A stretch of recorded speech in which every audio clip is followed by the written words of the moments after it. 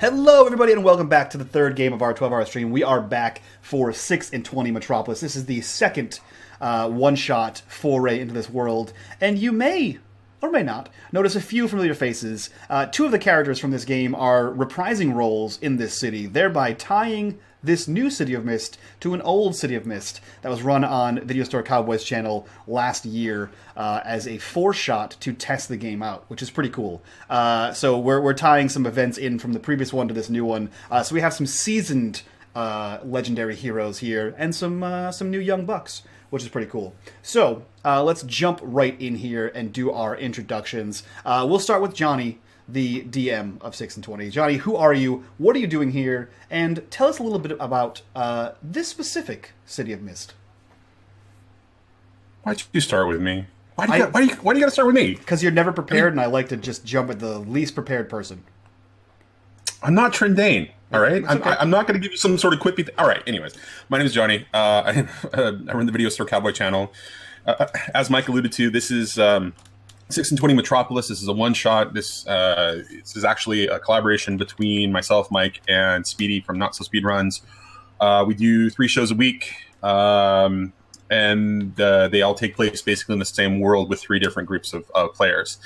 This specific one-shot actually takes place sort of either right before or right during the sort of the beginning of the events of the new campaign that we're actually running across the 3 channels, and it is a sort of it's a one shot, but it's a series of events sort of parallel in some ways. And our city is a little bit different than the book's setting for City of Mist. There are some world building differences that we've kind of built in, and some of those have become obvious as we've been playing. Some of them are still sort of the mystery as we're building towards it. I'm incredibly excited to watch some completely new faces kind of jump in and do this, because they're going to actually affect the main game in a pretty significant way, depending upon the outcome of it. So I'm looking forward to the chaos of today. So Sweet. Thanks. So we'll jump over to Ryan, joining me back in this world as a recurring character from a previous game. Ryan, who are you? What are you doing here? And who are you playing today? Yeah, I'm Ryan, aka Rydom. You guys usually see me here Thursday nights when we play Havoc in the Hinterlands. Today I'll be reprising my role as Salamander. He's a city official, a city waterworks official, and he likes to go out there and battle crime. And he's a bit of a smooth talking charmer, unlike myself. So yeah. He's an interesting guy. I hope you guys like him. He's a smooth operator. Ladies man. So we'll jump over to another familiar face here on the channel. Frags, who are you? What are you doing here? And who are you playing today? Excuse me. I am KWFrags. Sometimes I mod around here. Sometimes I watch and do nothing. But I like to play games. So... I usually brought in as a strong role player. This is how I prep myself. Mm-hmm. One of the best, top notch. Yeah, top notch. I mean, I am just number one. I've never played this game before, so this is going to be super interesting. It was really fun. I picked a pre-gen character and kind of tweaked backstory. I just pretty much used the stats, used the superhero stats, and then I flavored them up the way I wanted to do them. And I am playing a hulking, massive ex-boxer named Benito Kakui Cavazos. So, let's see how this goes, my friends. Amigos, let's save some lives. I hope we save no lives. I'm pretty sure this guy's going to end up as some kind of supervillain. Yeah. But, if anyone has played the video game Speedrunners, that's who I picture you as. The luchador with the suit holding the rose. That's who I picture you as. Absolutely. No, the best thing about this character is as soon as I created him and decided I wanted to be Mexican, it was just a reason to be Danny Trejo. And everybody loves Danny Trejo. Yeah, even Danny Trejo loves Danny Trejo. Yeah. Danny Trejo doesn't love anything. No, he doesn't. So last but not least, I think the viewer who has been the most, if not more, excited than the cast of 6 and 20. Brahms, who are you? What are you doing here? And who are you playing today? Huh? What? That's you. Yeah, I know. I'm playing Connor. He's a aide to the mayor of the city. He actually, is pretty easygoing, but has some darker tendencies that, we'll hopefully get to see in this one shot. I think I'm going to leave it a bit of a mystery. I don't want to give away too much here. Dresses pretty spiffy, kind of like this. That's why I dressed up like this. This is my normal workaday clothes. But yeah, he's pretty smooth when it comes with a blade. Sweet. Pretty smooth with a blade. So we have two wannabe crime-fighting heroes. We have an lucha boxer, and we have the mayor's aide. So, Yep. Before we hand things over to Johnny to run this shit show, I will remind you guys this is a charity stream. You guys can donate to interact with the game. Check that donation section down below. You can donate for Nat 20s, Nat 1s, NPCs, all kinds of fun stuff. So do that and help us double our goal for charity. Last month we tripled it, so that's the challenge right now. That's the challenge. See if we can triple this goal. So Johnny, take us away into the City of Mist. Before we get started, I just want to make one quick comment. Brahms was so excited, he messaged me with a character the moment that he saw, I believe it was the first show. Mm-hmm. So once you saw the first show, you made your character and you sent it to me, and that's the character you're playing, correct? That's right. Awesome. Yeah. So in the pregame chat, he was wanting to make sure that Johnny knew his character's blood type, his vision specs. He was about it, and it was inspirational. I gave him sexual preferences, ambitions. And that was just his personal ones. He Yeah, also I made mean, his character you know. ones. All right, I just wanted to make sure that I acknowledge that because it was pretty awesome to get some messages from you. It's always neat to see people get really engaged because of the games we're playing. So welcome to the table. All right, Thank you. shall we get started? The city in summertime. It's busy. It's crazy. It's chaotic. There are always things going on at night, and during the day, the city is hot, it's smelly, it's rank, it's alive. Tourists are coming in and out from all over. The hustle and bustle of the day to day as people just kind of make their way down the street in downtown, going from their coffee shop to their high rise or to their job, or catching a cab and going to Tinseltown because they have a meeting in Tinseltown.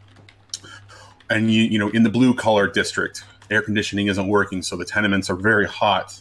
As the family members are off, the fathers and mothers are off making, and doing work, and the mother, and the children are latchkey kids just kind of wandering around the neighborhood.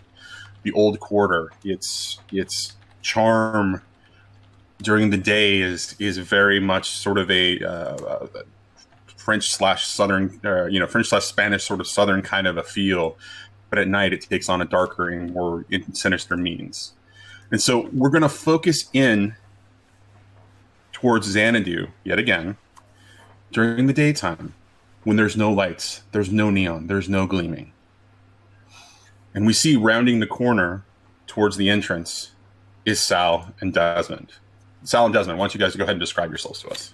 So before we do that, I have to ask you, is this post-Beast encounter? Or is this when does this fall in the Desmond Salamander timeline? This is definitely after the events of that foreshot. Okay, so we have worked together before. Right, and so I based on my understanding of the way that things ended at the end of that crew sort of stuck together, although it was more of a loose affiliation. Mm-hmm. And so Sal has been asked by Mr. Gallows to come by because Sal tends to know everybody, and Mr. Gallows tends to know everybody, and so he brought you along. So why don't you go ahead and describe the both of yourselves to us as you're kind of walking your way towards the entrance to Xanadu. Cool. Sal? Well, Sal himself, he's is like early to mid 40s. He's got this faded blondish hair that's kind of he keeps kind of parted to one side. He's not balding, but it's just kind of got that side comb sort of look. He's got a very rugged face about him, and the way that he kind of holds himself, I don't know, I guess you could say just like the typical Italian tough guy in the way that he walks and talks and holds and presents himself, but in a more charming sort of fashion. The ladies tend to really fall for him. A lot of people tend to get along with him well. Okay. Desmond is his whole motivation for joining the team originally was because he wanted to be a superhero, and he wants everyone to know his name, and he names all of his cool moves, and he shouts things that shouldn't be shouted, and he's very apparent that he is a superhero. He makes it known whether he is or is not actually a superhero. But he is standing with Sal, and he has like a tight black shirt on with the sleeves have been cut off, and in the center of it is like a white circle and has a black star in the center, and you can tell it's homemade. It looks decent, but it's homemade. It looks like he's stolen a cosplay and is wearing that. His hair is cropped on the sides and sort of spiky up in the front. He's got like these like baggy-ish pants, and he has his hands tucked behind his back, and he looks to Sal and he says, "So, what are we doing?" I was asked by a buddy of mine for us to, come on down, help him out with the problem he was having. Like a security thing? We got to break up any thugs? Is that what's going to happen? We got to... I'll be perfectly honest, I didn't really ask him many questions. Okay. He called me up, he went, "Hey, Sal, I need you." And I went, "Yeah, no problem." All right. Here we are. All right. Well then, I guess that's it. We just go in. I figured that was more your speed. Going in. And he takes a step forward and he starts walking towards the door. Okay, so as you open the door, or as you knock on the door, the bouncer of the club, tall, dark, always wearing these mirror shade sort of rounded glasses, kind of looks out, like, "Hey, Sal, why don't you come on in? Who's your friend?" Black Star. Yeah. He'll introduce himself. He's good at that. All right, well, why don't you come on in? Mr. Gallus is waiting for the two of you at the bar. And so the two of you step inside, and it's dark in there. If you've ever been to Xanadu, when it's open, it's live, it's bright, it's loud, but not overwhelming. There are tables everywhere. There is a small dance floor and a bandstand set up in a corner. Right now, it is completely dark. There's a couple of floodlights that are on, but otherwise, there's just almost no lighting, and the place is sort of dark and sort of quiet. Chit-chatting at the bar with Mr. Gallus, out of his normal, almost silvery white, outfit, sort of dressed in a button-down t-shirt or button-down shirt and a pair of slacks and some loafers. You see two other gentlemen enjoying a drink and chit-chatting with him. So let's start with Connor. Connor, what is your character, what do you look like? It's blonde hair, glasses, kind of shaggy blonde hair. It's not really as nicely coiffed, but it's a little must. Glasses. He's relatively athletic build. And you see him, he's sitting there chatting with Mr. Gallus, and he's drinking a fine whiskey, because that's how he rolls. Okay, and what about Kukure? Is that how you pronounce it? It's Kukui. Kukui. Excuse me, Kukui. How do I pronounce it? It's the Mexican boogeyman. Kukui, right. Kukui. Sorry, and what am I doing? Me and him are sitting next to each other at a bar. Yeah, you're sitting here talking. You're I didn't small hear talk who with Mr. Gallus. With Mr. Gallus. Benny, if that's easier, is massive. Kukui is massive. He is ugly. He is undistinguishable from what he used to be. He's still obviously a person, but from when he was a boxer, unless he introduced himself as such, you wouldn't know that he was the boxer El Toro Diablo. Now he goes by Kukui, and he is more or less hired muscle. He has on a sports coat that barely fits. Let's call him like 6'6". The dude is 6'7". He is just a massive hulking mound of I don't think so. And the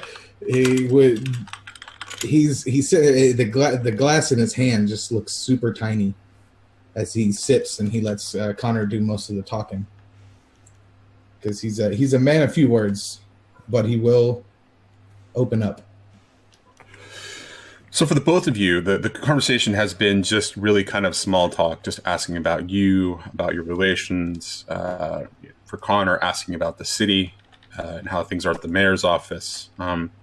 You know Mr. Gallos, from previous events that he has hosted at Xanadu, for the mayor and for the city at large, fundraisers and that kind of a thing. Kukui, on the other hand, he asks really about your family and how you're holding up, given the circumstances, and just being really gracious, but at the same time not trying to push too deeply and into anything personal for one or the other of you. And as Sal and Desmond sort of make their way towards the bar, Mr. Gallos kind of looks around and says, "Sal, excellent. Fine. I'm glad that you're finally here. Come on over. Let me get you a drink." And he steps around the bar. What can I get you? Give me anything that's on the tap. Thanks for having us over, my friend. Anytime. I really appreciate you actually stepping up and coming out today. It's an unusual circumstance. And Oscar, we've known each other for so long now. When you call me, I'm always going to be there. Listen, I even brought one of my good friends with me. This is Desmond. Blackstar. That's how he likes to be known. Don't ask.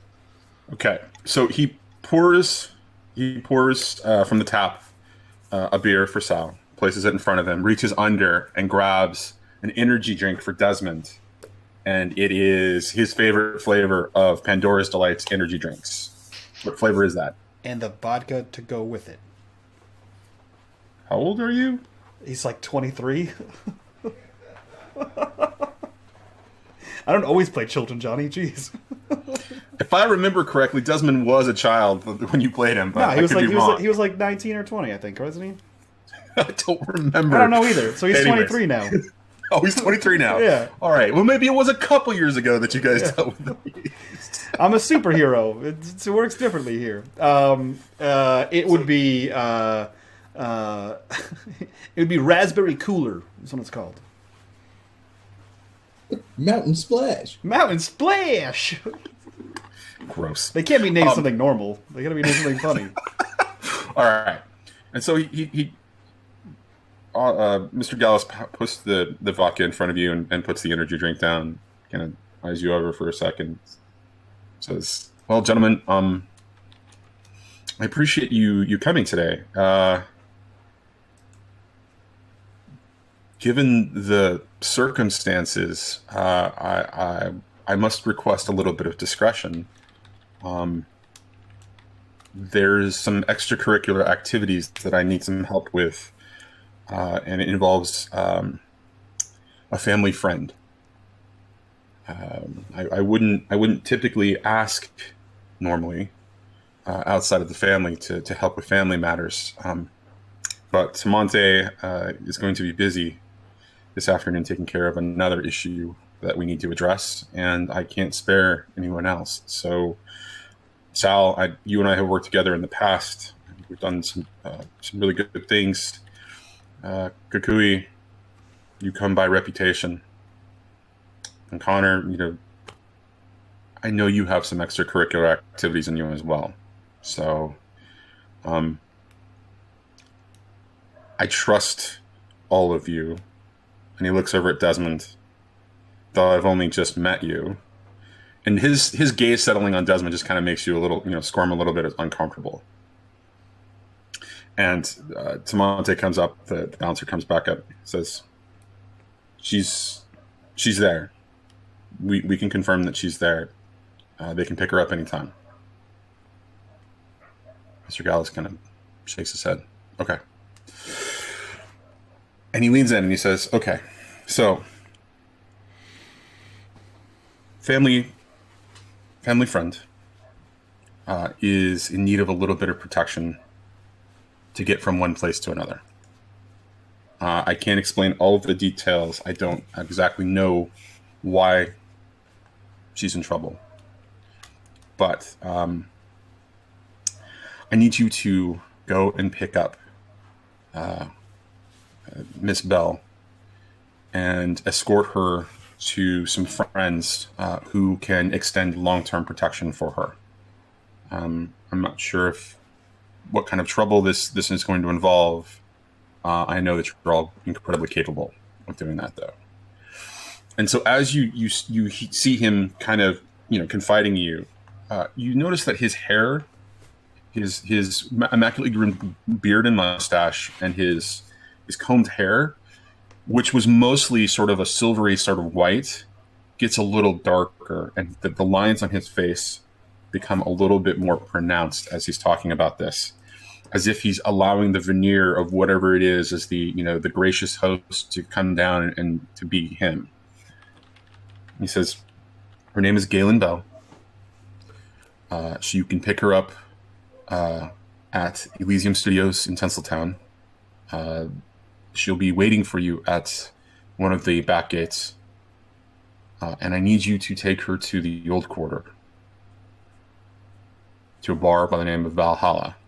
Some friends of mine there will be able to offer her the protection that she needs. And again, I will compensate you as best as I can. Favors, money, unlimited bar tab here. And he kind of smiles, and just for a second, you see the white kind of come back. Name your price. She's important to myself and to Monte. Well, I don't have a price. If that's what's right, that's what I'll do. If we're talking price, I'll take an unlimited bar tab. I'm good with that.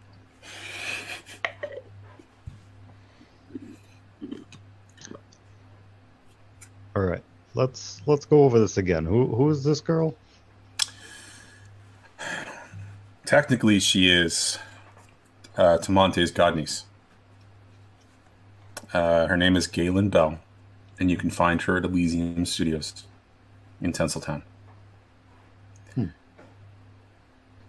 And what do you know of these? I assume you think that there's some people coming after her. And I only know what she's told us. Tamonte usually looks out for her, keeps an eye on her, keeps her, basically, not far from his side when he's not at the club. But he's got to be here today. She had a gig at Elysium. She is a musician by trade, and she was performing some music there. And now Tamonte is going to be occupied for a little while, and we need some friends to kind of keep an eye on her. And I've got some friends at this bar in the Old Quarter that can do just that. Say no more. We're on it. Excellent. As we're leaving, are we leaving as of yet? Kukui and Sal haven't really commented on what they want. We will settle up later. I can respect that. Monetary gain is not what I am after. But I can Oscar. help you. Oscar, I know you're good for your word. I don't need nothing from you. Sal, your money is never good here. You know that. Again, and he extends his hand. He says, thank you. And give him a good firm handshake. And he kind of, eyes you all, again, kind of lingering on Desmond for just a second. He says, she was kidnapped once before, so she might be a little on edge. I don't know what's coming for her. She won't tell us. Who kidnapped her last time?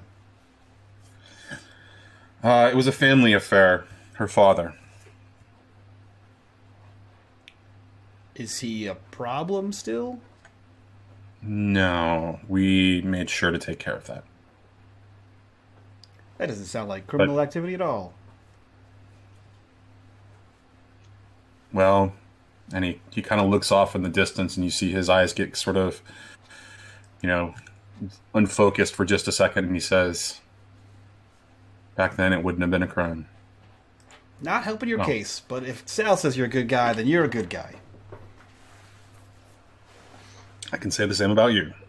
Now, without further ado, gentlemen, I do have some other business coming in.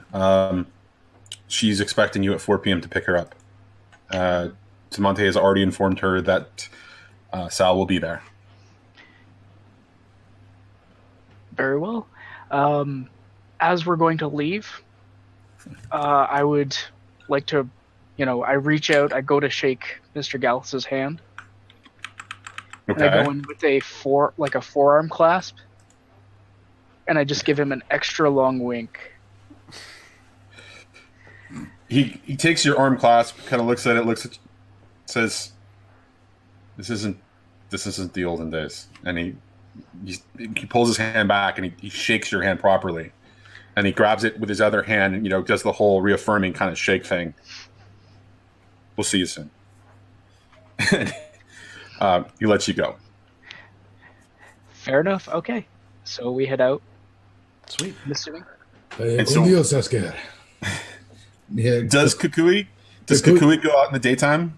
Yeah, but he's got like one of those old jackets he pulls up. Just think like Killer Croc ugly, but he's not like scaly. He's just he is just. You got the Ben Grimm outfit where you get the upturned trench coat, and you get the hat on. And before we leave, Kukui's just gonna fist palm 2 whole bowls of bar peanuts. I hope one of you has a truck. Because obviously he's not gonna fit in a small car. Nope. Yeah, pretty sure we walked there. Yeah, pretty sure, because I take public transit. I'm trying to keep the city green. So does that mean that the 4 of you from downtown outside of Xanadu take public transit all the way to Tinseltown? Connor would make a call to a cab company and put it on the mayor's tab in that case, so that we would be able to get down there. Well, everybody but Kukui, maybe we could throw him on the roof. I don't know. There are good ways of getting around. Would we be able to get actually, let's not make it a cab. Let's make it a van cab, and we can shove him in the back. What's the Mist Uber XL? Mist XL? Yeah. So as everyone's trying to figure out how to get Kukui into a vehicle, Desmond looks over to Sal and says, "You know the drill. I'll meet you there." Then, boop, Desmond's gone. He starts running, and it's seconds before you can't see him anymore. And so Sal will kind of turn to the rest of the group. Yeah, he'll meet us there. Don't worry about that. So, Mayor's aide, huh? Yep. Interesting side work. You have no idea. Oh yeah, I know.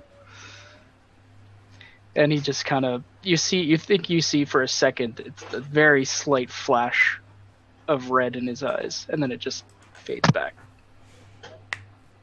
There's an awkward silence. Kukui's gonna be like, "Anybody want a cacahuate?" No. Okay. What now? It's a peanut. Anybody want a peanut? Right. Well, can't waste much more time. Kukui, like the bird, or? And I might come on. Let's get in here. You can call me Benny. It's okay. It's okay. I'm Salamander. Like the lizard. Yes, I got it. Why do you go by Salamander and not just, Sal? Well, I mean, my friends call me Sal, but written down, my parents wrote down Salamander, so technically that's my name. Oh, okay, fair enough. I didn't ask for it. I just go with it. What about you, Guacamole? Where, what's your story?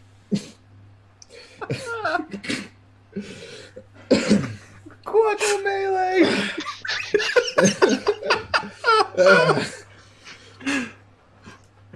To be fair, well, the story is much too long and in one too many languages for you to understand. Maybe All right. one day we will have a sit down and I will regale you with the tale of my family and what has led me here. But right now is not the time.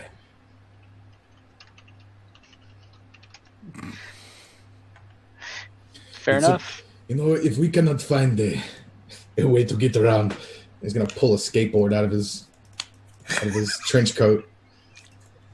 I will meet you there. And this big, giant, massive, 6'7" hulking man is gonna take a skateboard like a goddamn Ninja Turtle. What Like a kind of skateboard is goddamn it? Ninja Turtle. What kind of skateboard is it? It's one of the old school ones. It's definitely not the ones that have the lips on either side. It's gonna have like the wide back and the taper in the front. This thing's got to be Like- one massive skateboard, though. Yeah, Seriously. like the old school fishtail ones. Was that yeah, like yeah. the- It's gonna the say flare? Cowabunga on the bottom. Yep. Does he do any like ollies or anything when he No, comes off the it's curb? it's very awkward. I just felt like this needs explanation, but anyway, every kick sends him like just hurling about 50 yards. Okay. So yeah, every time he kicks, he's just flying. Then he goes down into the sewers. Right? No, he didn't do that. Okay, so that leaves Sal and Connor just making their way across town via a car, I guess. All right, so we're going to cut to Tinseltown. Tinseltown is essentially where all of the Hollywood or all of the movie studios, the film studios would be. It's very much like a Hollywood kind of a setting. So on top of that, there is also sort of an entertainment district that's part of it, where there's theaters and there's a main boulevard, not unlike Hollywood Boulevard. And on that boulevard right now, as you all are beginning to arrive in Tinseltown District, is a parade. And it's a parade coming through the district, moving through different districts, advertising a carnival that is arriving in town and will eventually set up in some part of the city. And it is Kruger and Dark's Carnival. And they are showcasing animals. They are showcasing performers and clowns. They are showcasing all kinds of, there's a weird sort of like, instrument band kind of a thing, but it's not normal instruments. It's an odd horn, and it's a weird sort of, squeeze box and, an accordion and just really strange stuff. Right. And there are animals, of all different types that are on these really heavy leashes, right? One is a tiger, one is an elephant, and you see a number of them, right? And then you've got the tumblers and performers as they're kind of moving forward, and it's just this slow progression, and they're all wearing sort of really strange, sort of dark colors. And so as you enter into, Tinseltown, this is going on, and it's happening very close to the location at which the four of you are supposed to assemble to pick up Galen Bell.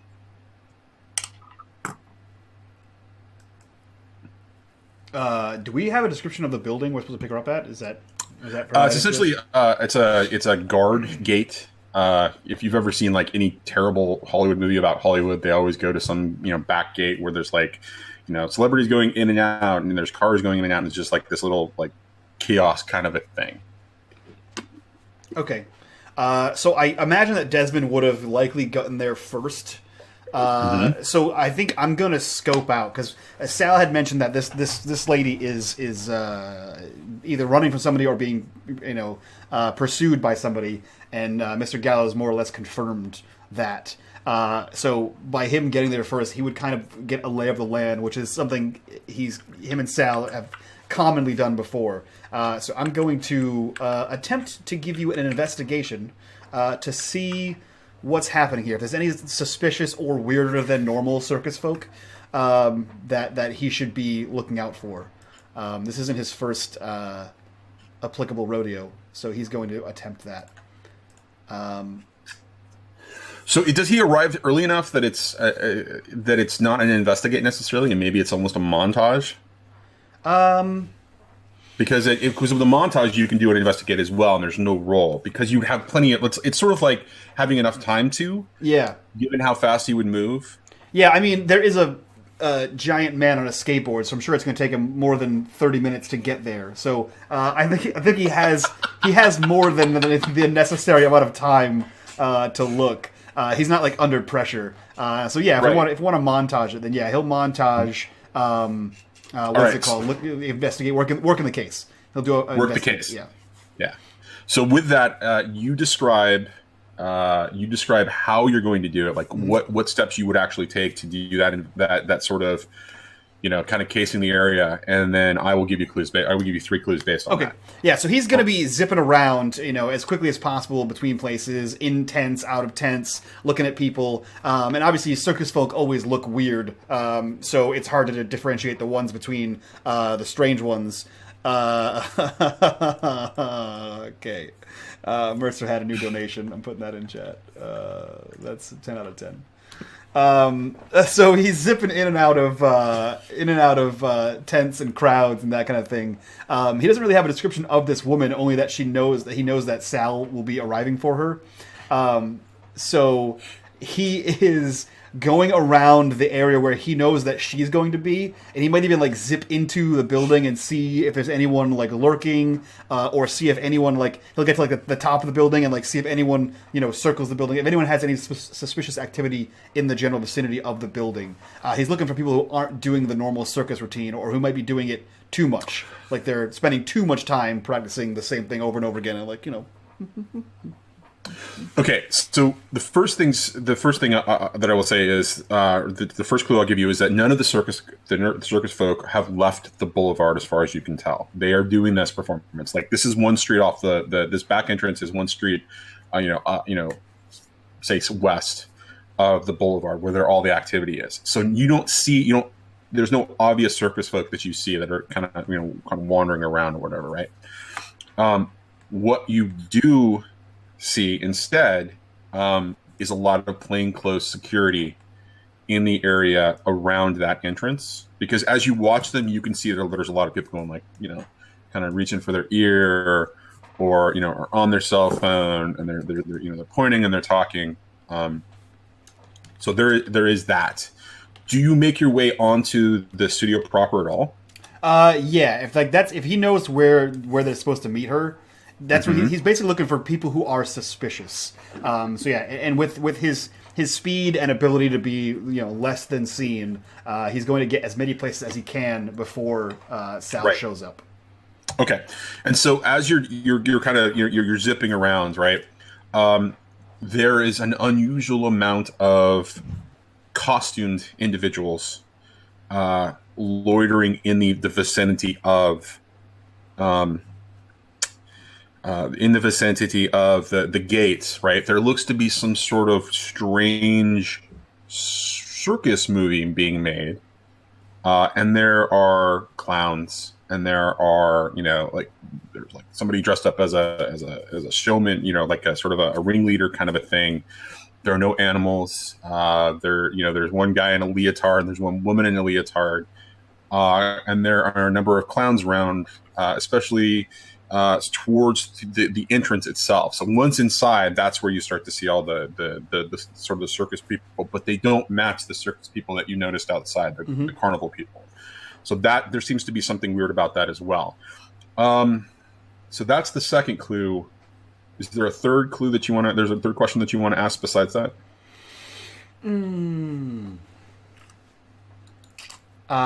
Yeah. Who does it look like, or if he goes quickly around these people, who does it sound like these security guards work for? The studio itself. Okay. So it sounds like they're supposed to be there, but they're expecting trouble. Okay. So, okay. All right. Cool. Yeah, so he does this. He's zip-zapping around in and out of here. And he basically does this, like, up to the top of a building until he sees Sal approach the studio to pick this girl up. Okay. So I would assume that Sal and Connor kind of arrive next and are kind of just there when they're waiting for Kukui to skate his ass to Tinseltown. So you guys arrive a little early, say about a half hour before you're supposed to be to pick up. You already see that Desmond's in the area, and does Desmond communicate in any way, shape, or form? Does he like get on the phone or whatever and explain? He comes down as soon as Desmond sees Sal. He sort of like Roadrunners and up to him, and he says, "Hey, so the circus are weird, but they look like they're on the up and up. Really convenient that the studio is filming a circus movie. There's security guards. Did your friend say that the security knew that this girl was in trouble?" I don't think he really. From the sounds of it, things are pretty hush hush about this. Okay, because the security guards they're on high alert. Like they think something's gonna happen. Oh, well, I mean, it's a movie studio, right? So I mean, there's a lot of them. how many we talking? Johnny, how many did he spot? 10. It's like 10 just for this set alone. You know, I've been asked to come in on a few movie sets before, just, you know, do some maintenance around the water piping and stuff. You know, you never know. Is that what they call it? But you're right. 10 does seem a bit excessive. Yeah, usually have like one that roams around. 10. Where's that big guy? It's On a about this time that you would probably see Kokui walking up the sidewalk, holding half a skateboard.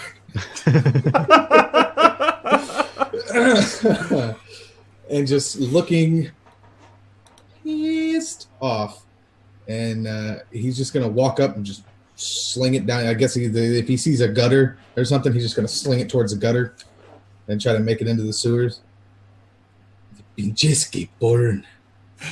Oh, you know, I'm just going to have to fish that out of there later. Hey, it's okay. Yeah, you're right. They pay me the overtime. I was watching the X Games a few weeks ago and got ideas in my head. We're not going to do that again. You try a scooter. He'd probably crush it, to be fair. This is the metal frame. I think it's better than the wooden frame. You're kind of a big guy. Yeah, beats walking. If you say so. So she's in here, and he's gonna like point to the. Let's go get her. Maybe you don't. Maybe you just stay here and look like you. You have a mirror in your house? Kakui's gonna be like, I see where you're going with this. Yeah. You. Thanks. You may be right. Yeah. There's a bunch of security guards. They think something's up. So I don't know what that means. But it can't be good. So No. let me get this right. Are these guys on our side or no? I don't know.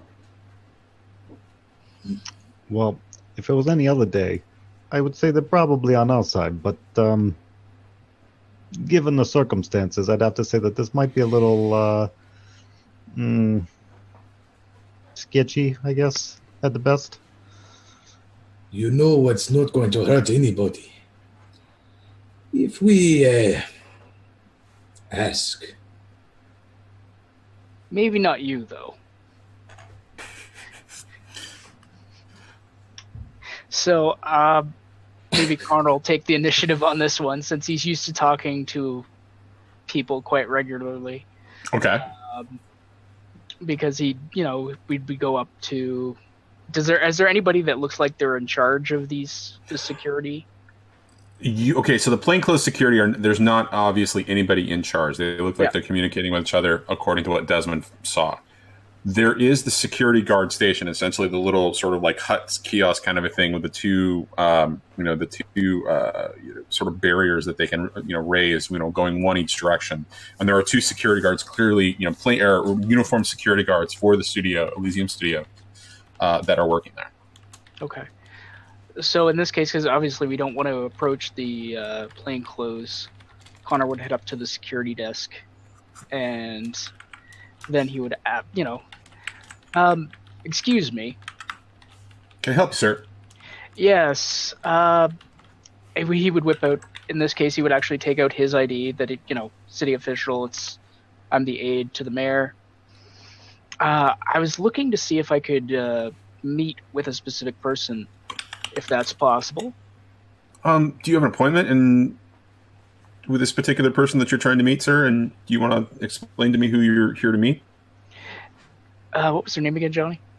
I gotta write it down. Galen Bell. Galen Bell? Mm-hmm. We're here to meet a Miss Galen Bell. I'm not familiar with that name. Do you know what set she's on? Yeah. Let's see. Unfortunately, I wasn't given a specific set. Do you know what she does here?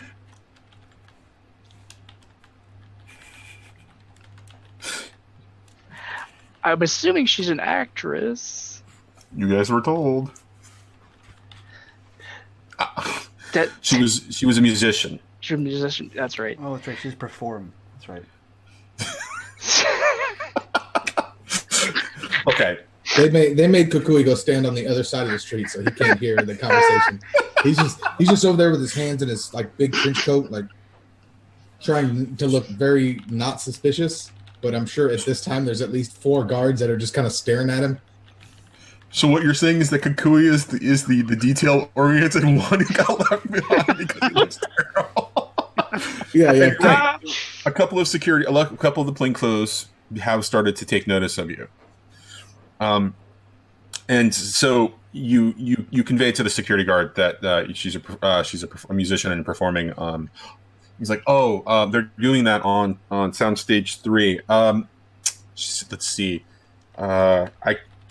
You're not on the list, so I can't really let you in. I can put a phone call in and see if when she's expected done. What does this have to do with the city, if you don't mind my asking? We were actually asked by a family friend who contacted the city.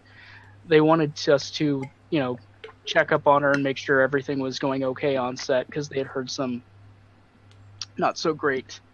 They heard some rumors that there was some problems going on set, so they just wanted to make sure she was okay. Problems? What do you mean by problems? Well, in this case, we'd heard that, they were making, advances toward this musician, so we just wanted to make sure that, everything was on the up and up in the city. They wanted to keep this hush-hush. They didn't want to get the police involved, Mike. Excuse me, sir. You just implied that there's a security threat here. Do you want to talk? Do you want to explain to me what that security threat is? Do I need to get a call into somebody who can explain this to me? Because if there's a security threat here, and you see him start to gear up, at that moment he's switched into his full security guard mode. If there's a threat, sir, I need to know about it right now. You need to convey it. We have more than just this Miss Bell on set here, or on the studio grounds here today. We need to. And he looks over, and you see as he's looking over, he's looking towards one of the plainclothes security guys. So Connor would, in this case, he's just thinking. He's trying to do quick thinking here because he's like, well, crap. I don't want them to mobilize and then ruin everything. So he'd be like, no. It's just this one issue with this one director. It's not a whole bunch of people or anything. It's just one person. And at that, he kind of zeroes in. Director? What do you mean, director? So as you're getting into this, I think there's a point where we have to say that you're going to need to do a convince move in order to calm the situation down, because he's clearly kind of winding up. Yeah. Okay, so In this case, I think we're going to roll convinced, but I'm going to use a power tag on it. I apply as many as you have, and I believe that you have a couple based on your work with the mayor's office, right? That being yeah. So it'd be city official and probably calm in the storm. Okay. In the case. Okay. Let me look at Connor real quick. I want to make sure that the weakness tags. Are you alone? Yeah. Well, I'm assuming I went up alone. I don't think they didn't imply if they were coming up. So. Are Desmond and Sal with him? No. Desmond would have likely gone with Kakui. Yeah, I would say Sal probably would have went just to kind of see how this was going to play out. Usually he's the one that steps forward and does the smooth talking, but, he sees this little young buck here thinking he can kind of step up to the game. He's running for mayor's aide here. He can handle himself, right? Stakes were made. Mm-hmm. All right, so roll it without the weakness tag. All right. Nice. So very, very nice. Okay, so you can do one of two things here, right? You can give him a status tag of some kind, right? Yep. And that will work in your favor with any additional rolls, that kind of a thing. Or you can do one of the following, or you can do one of the, you can change his agenda or his circumstance or his attitude in this particular situation to be more in line with what you're implying, which is that there isn't a larger threat, that it's a smaller threat, and it's only the threat to this particular woman. Yeah, I would probably go with the second option, just based on the fact that we don't want the entire force ratcheting up and getting us in trouble. That we'll be able to handle this.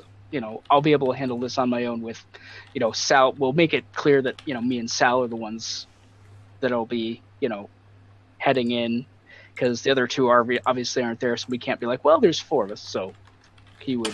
Oh, so you're trying to convince him. Not only are you trying to convince him that this is not a threat, but you're also trying to get into the studio proper itself. We'd want to, yeah, in that case. Okay. All right. I'm just clarifying to know how to roll with this. So you're going to change you're basically going to change the way he's reacting in the agenda that he has. Yes. Okay.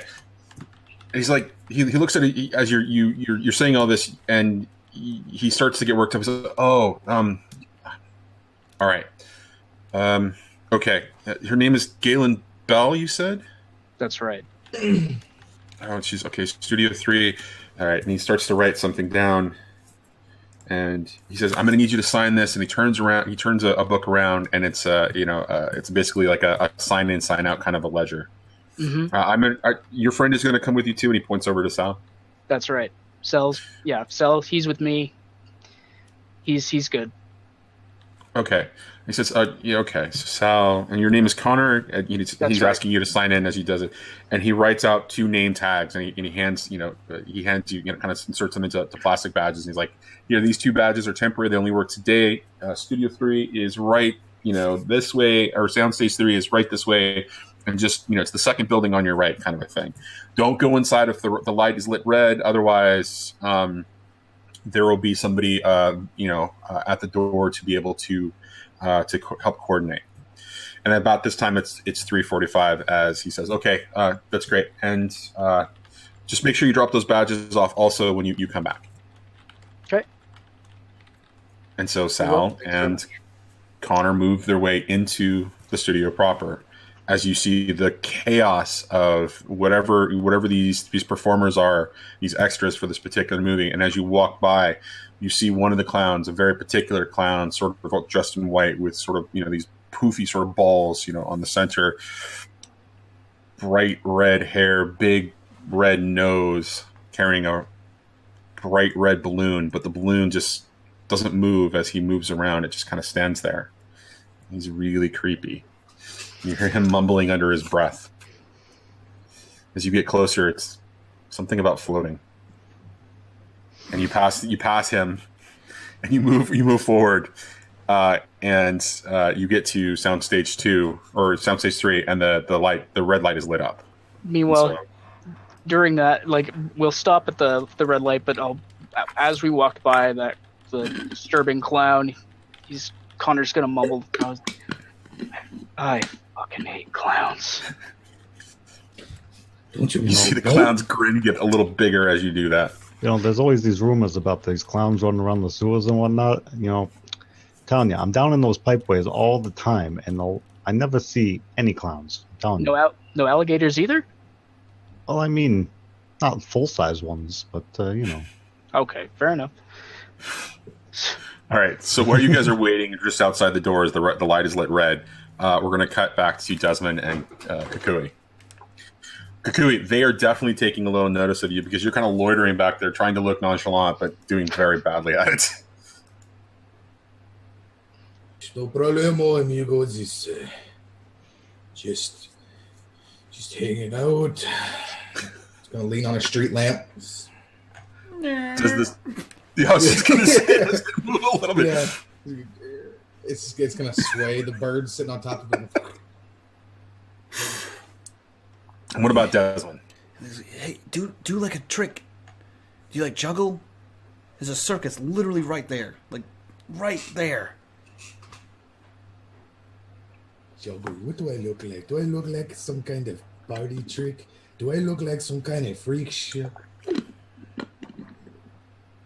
Do I look like some kind of party trick? I mean, a little bit, yeah. Can you do a party trick? Do you have one? Like you got the whole outfit for it. How big is Desmond? He's like 5'6", if that. So you? So me, yeah. He's about my size but skinnier. Okay. I don't know if this is why I'm doing this. You asked me if I know any party tricks. Yeah. How is your balance? The best. He's gonna reach up and grab Desmond by the ankles, like this. He's gonna and spin him and catch him on one hand. It just so like how people do babies when they just like balance babies out like that. He's gonna do that to Desmond and be like, hey. And as soon as he gets to his ta-da! Yeah, hey. You amuse a couple of the plainclothes security guards as this is happening, but you're distracted for a second as you're doing this, and you miss that a couple of cars have driven up, and some photographers have started to jump out of those cars, with big, telephoto lenses, and just kind of, and they're starting to gather together, and there's a little bit of a hustle and bustle, and that's when this plainclothes security guards all kind of snap to attention and really begin to focus on them. Paparazzi. Yeah. No, it's not for you. Your performance wasn't that good. Yeah, what are they taking a picture of? Can you see? And with him holding me up, can I see what they're aiming towards? They're pointing towards the backlot entrance at this point, and they're talking about, you see them pointing around, and they're kind of coordinating and they're talking. You can't see that there's anything more specific than that at this point. Okay. He looks down and says, "No, I can't see. They're pointing towards where Sal and Connor went, though."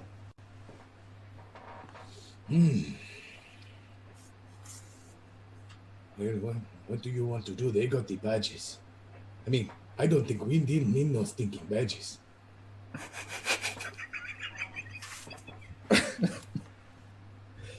I'm gonna end the stream. I'm just gonna. we hit the goal. I'm just gonna call it there. Cool. Well played, sir. Well played. I don't know. Very welcome, my friend. I don't know how to recover from this. He looks through and says, "No, we just walked in before. We just walk in again." I never had anybody tell me no. So. Yeah, I can tell. Especially at dinner, though, right? He's gonna drop him. And he lands in superhero pose. Okay, so we're going to cut back to Connor and Sal just sort of standing out, and the red light goes off, and you see people that are starting to actually kind of exit out through, and people, a couple people are kind of looking outside and coming back, and so you have an opportunity to do something here. What do you want to do? Sal kind of looks at Connor. He's like, so just to let you know, before we go in there, got one of them, really recognizable faces, and I apologize in advance if we get a little sidetracked. If anyone recognizes me, just letting you know that these sort of things happen to me all the time. I don't plan for them. I don't intend for it, but sometimes I walk into a place and somebody's like, "Hey, there you are," and I'm like, "Yep, here I am." All right. Apology accepted, I guess. And he's okay. Right, and I open the door for him. After you. Thank you. And he walks in. So both of you step inside, and what you find is a soundstage that's been set up for an orchestra to perform and do a recording there. And there's an array of like 40 chairs, and there's different, the sections. There's the woodwind, there's the percussion, there's the string section, and it looks like the session is beginning to break up. And as you kind of look at your watch, it's 3:55. For the most part, it's just essentially a normal recording session, except that it's not in a studio or in a hall. This is actually being done on the soundstage. And so you could see a bunch of people beginning to kind of pack up, and someone matching the description of Galen is sort of kind of doing her thing in the horn section as she's packing up a trumpet into her case, and she's grabbing her bag, and she's talking to somebody at the part of the recording session. And she kind of steps out and sort of makes her way towards the exit.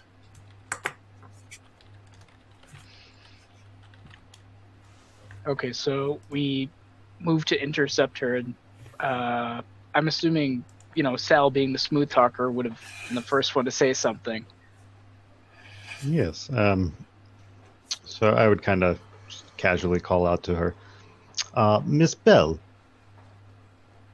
Yes. And she kind of looks around for a second, and then she notices the both of you, and she's like, "I'm sorry, do I know you?"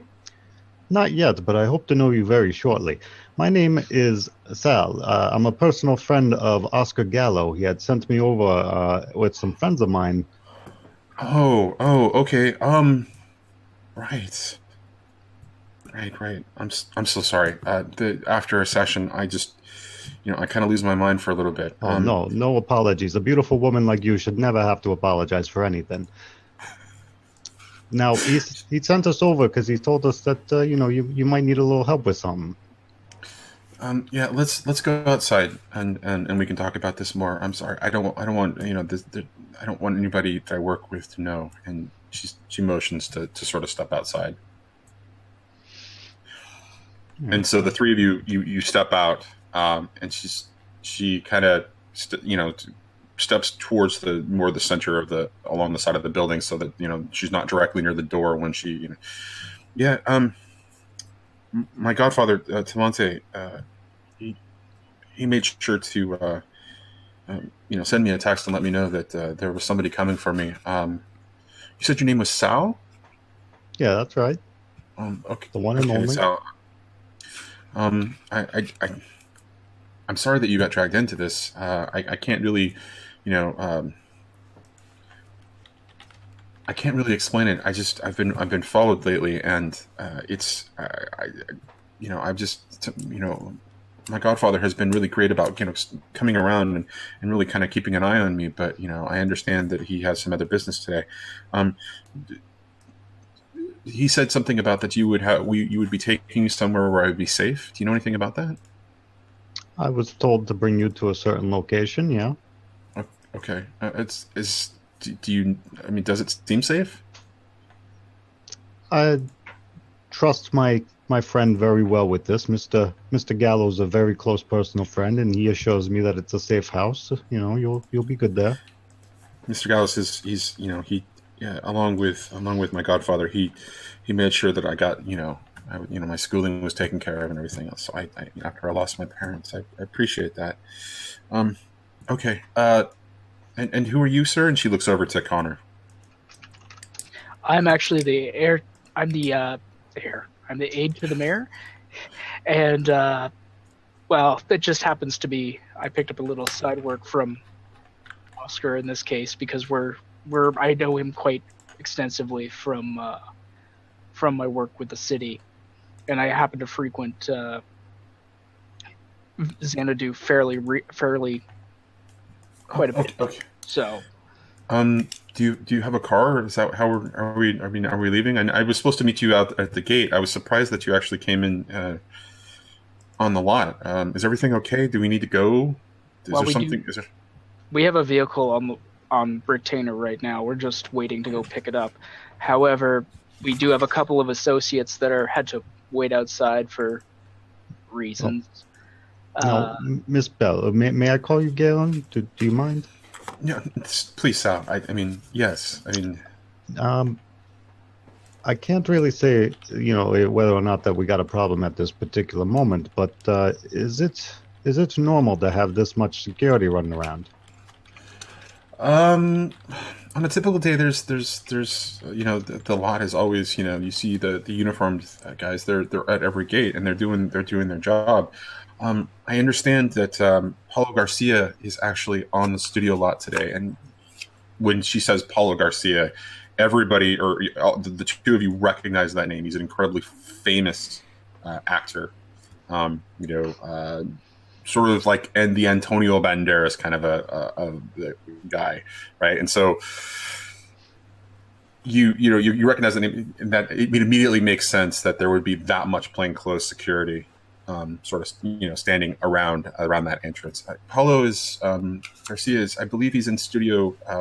He's on Soundstage 2, and with this, and she points over to this menagerie of circus and.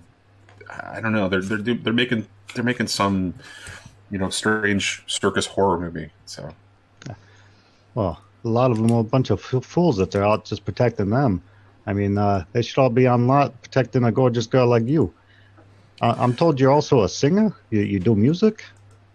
Well, I've got the trumpet, and she hangs that up. I do occasionally do some vocals, but really, and she holds the trumpet case up. Really, this is my instrument of choice. It's a very admirable choice. Everybody likes a good trumpet. Back in the day, it used to bring some real good soul to the jazz music back. And they kind of just start trailing off as we escort her towards. Yeah, and that conversation just really kind of goes back and forth as you're kind of riffing with her about great jazz musicians, great trumpet players, great horn players, and it just, you start talking about different eras of music, about the music that they play at Xanadu, which occasionally is, very much the improvisational jazz. Sometimes it's a big band jazz, but it's always some form of jazz, and she just talks about that. And as you're moving towards the gate, you hear a bit of a commotion coming from Studio 2 as there is an entourage kind of making their way out. And in front of you, the paparazzi begin to explode as, with cameras, as they're trying to take pictures. And they're jumping on cars, trying to get pictures of Paulo behind you. And that's when Kukui and Desmond see the plains clothes sort of start to move in a little bit, right, to kind of anticipate that the situation that's about to happen. Don't worry, sweetheart. Stay close to us, and I concentrate a plasma barrier around us as like a rope barrier, probably about 3 feet out from us, going all around. Okay, is it an invisible barrier? It would be like, it would be noticeable, but that being said, it would hold its force. So as we walk, it will kind of sort of stay with you at a distance. Okay, so is this what kind of a role is this? Is this sort of a change the game kind of a thing, or are you thinking of it more like there's actual danger that's going to happen and you want to do face the danger or face danger? I'm thinking we're trying to just kind of force our way through this crowd right now to get past the paparazzi. Okay. I'm assuming they're just crowding the gate. So. Yeah, they're kind of really blocking the gate a little bit, and there's a little bit of a flurry of activity as the entourage Apollo comes out of studio too. So yeah, so I mean, if you consider them danger, I guess it would be face the danger. But if anything, I guess change the game. Okay, let's go ahead and let's have you do that.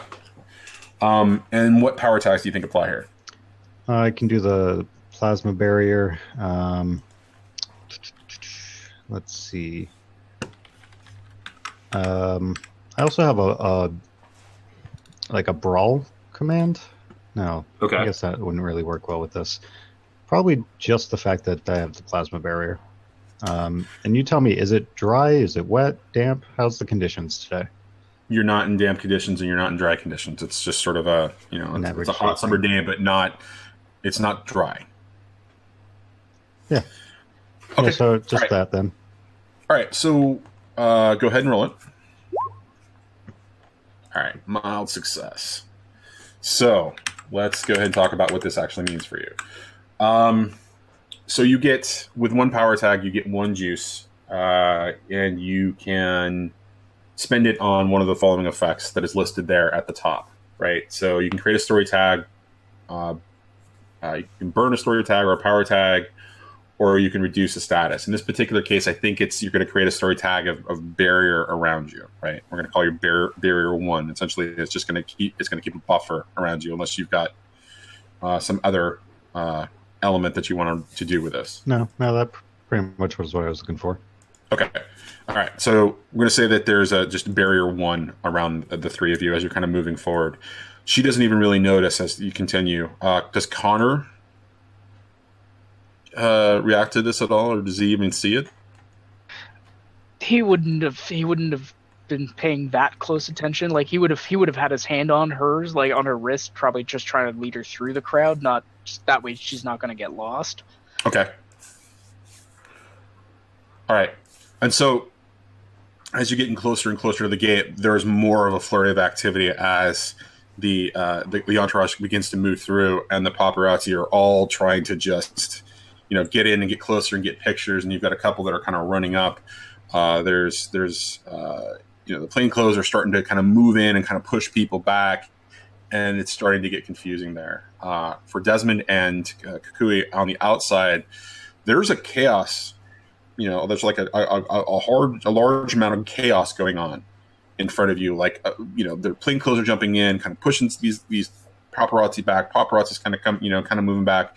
A couple of fans who know that Paolo is here are starting to kind of loiter and try to get close, and you can see the entourage moving up basically on the left side, while Connor and Sal and this young woman that you now see with them are moving up on the right side, trying to get out. Do you guys want to do anything before, or are you going to wait it out? Well, do they look like they're having any trouble making their way? Not yet, but they're about to hit the paparazzi. The line of the paparazzi and the plainclothes. Are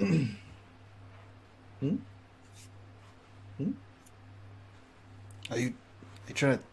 Are you suggesting? No. This is me as a person telling you as a person. Oh, I thought you were suggesting you throw me. I was like, are you trying to throw me into a crowd of people? No. I mean, I thought about throwing you up on the lamp I was leaning against earlier, but you got decent enough looks. But no. Does it look like the plainclothes have this, or does it look like that Sal's going to have a harder time?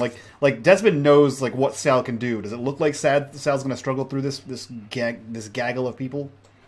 It looks like you noticed that when the barrier went up, so then that at least there's the buffer that's kind of around them now. You can see that buffer, but in the crowd, there's probably a good 10 people struggling.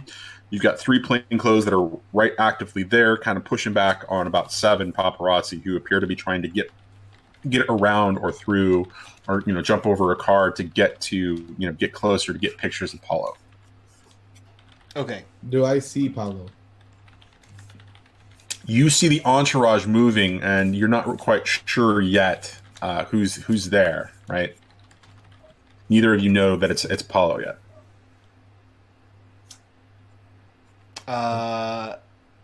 Yeah, he's gonna watch. He's gonna let this happen because he knows what Sal can do, and he doesn't know this Connor guy, and he knows that he can quickly act before anything too crazy happens. Okay. All right. So. Yeah, he's just gonna kind of like lean up against the lamp this time. He's gonna put his hand on it when he sees him coming, but this time, your name's different in the thing. Oh, Desmond.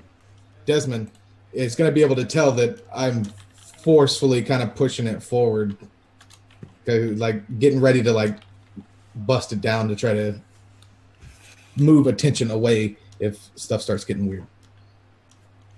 Like, okay, we're gonna cut to Sal and Connor and Galen making their way, and now they've kind of exit. You know, they're getting towards the gate, and the crowd of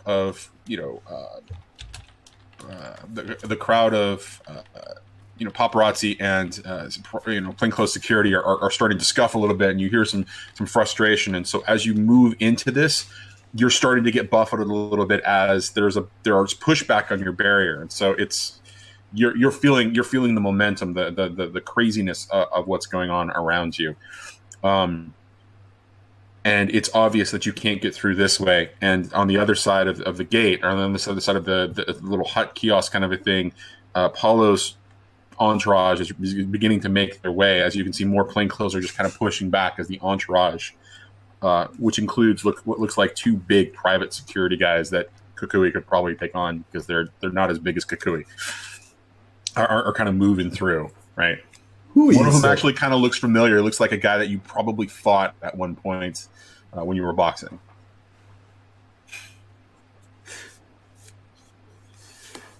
I think I know that one. Is that a good thing? I won, but it wasn't as easy as you'd think. And he sort of steps forward to get to the car that's sort of off to the side, and that's when you see that it's Paulo. Benito Cavazos is gonna immediately go, "No mames, it's Paulo." You know who that is, Nino? I don't have any idea or who Nina is. Ese es Paulo Garcia. Okay. Mi corazón. Okay. Sorry, I swear to God, I thought I heard sound behind me, so I freaked out a second. No. You have never watched the telenovela Mi Corazón en Fuego Encanta Matamoros? You're getting sweaty. It's Paulo. Okay. Did we fight him? What is happening right now? No, he's muy bonito. Paulo! Oh, that's probably not the best choice. And Big plainclothes security, or big private security guy kind of looks over and is like, and you can see him kind of looking, and he's like, kind of looking at it as the other one just trying to escort Paulo into the car. And he's like kind of looking at you, going, Oh, did he look at me? He did look at you. Oh, I liked that. I liked that a lot. You got that out of your system, big guy? Yes. Okay. We gotta behave like adults? Sí. Okay. We're on a job. I didn't know say nothing about Paulo being here. We're superheroes. so while you were distracted and having this particular conversation, you missed something that was happening, just a little bit farther down the street. And then you hear a roar, and you kind of snap back, both of you. And you look down the street, and there looks to be some sort of an animal handler standing in a group of about 6 different animals, kind of just standing there in the street. And the animals are all kind of crouched and kind of looking your direction. And they're kind of shimmering.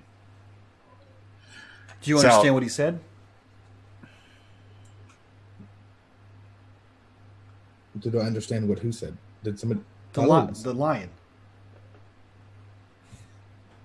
I know it's Dr. Doolittle.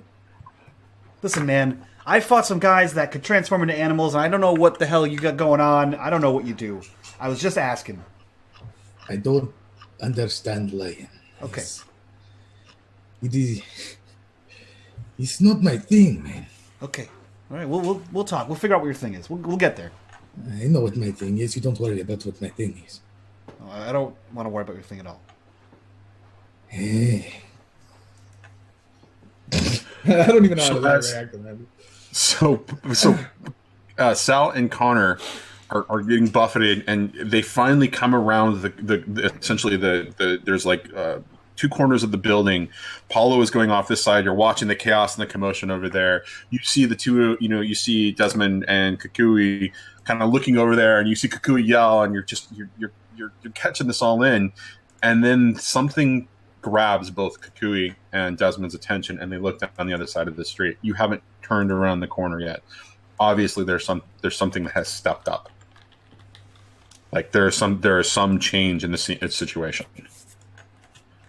And we're like in the crowd of people or not? Yeah, you're still getting buffeted by the plainclothes and the thing, but it's obvious that there is, based on Desmond and Kukui's reaction, there is some sort of danger there.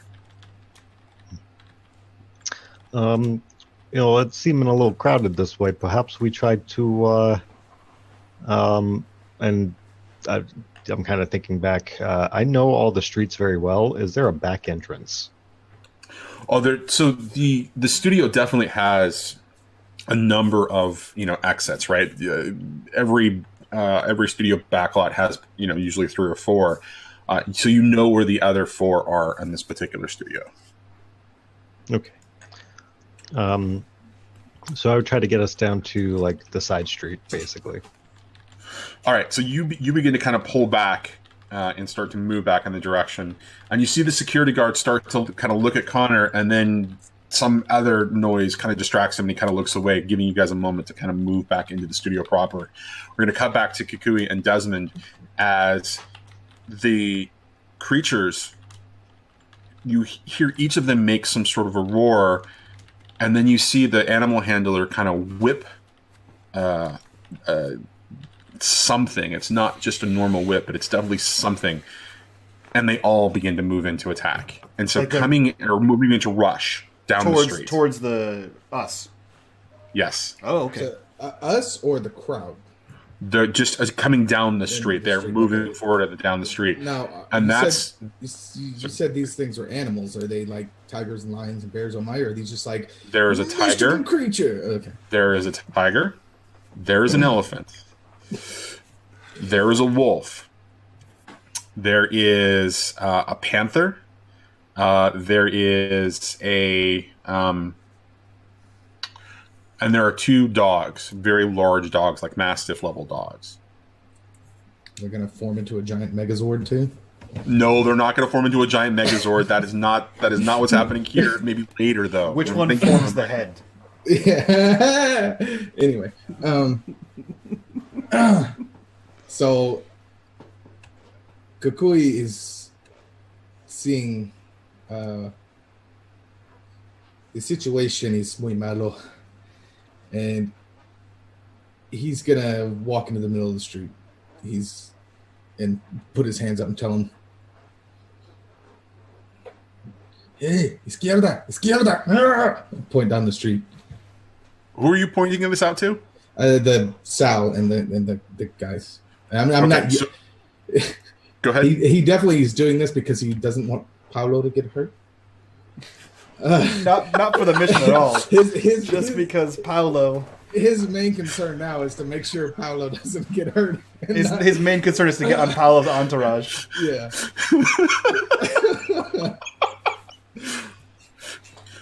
So you see, there you're around Paolo.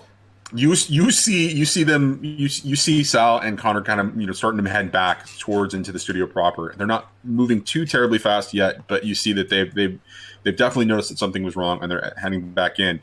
And so you yell up at Paolo's private security and the plainclothes, and you see the big guy, the big guy that you recognize that you had fought go, and you see that there's some dawning of recognition, and he's like.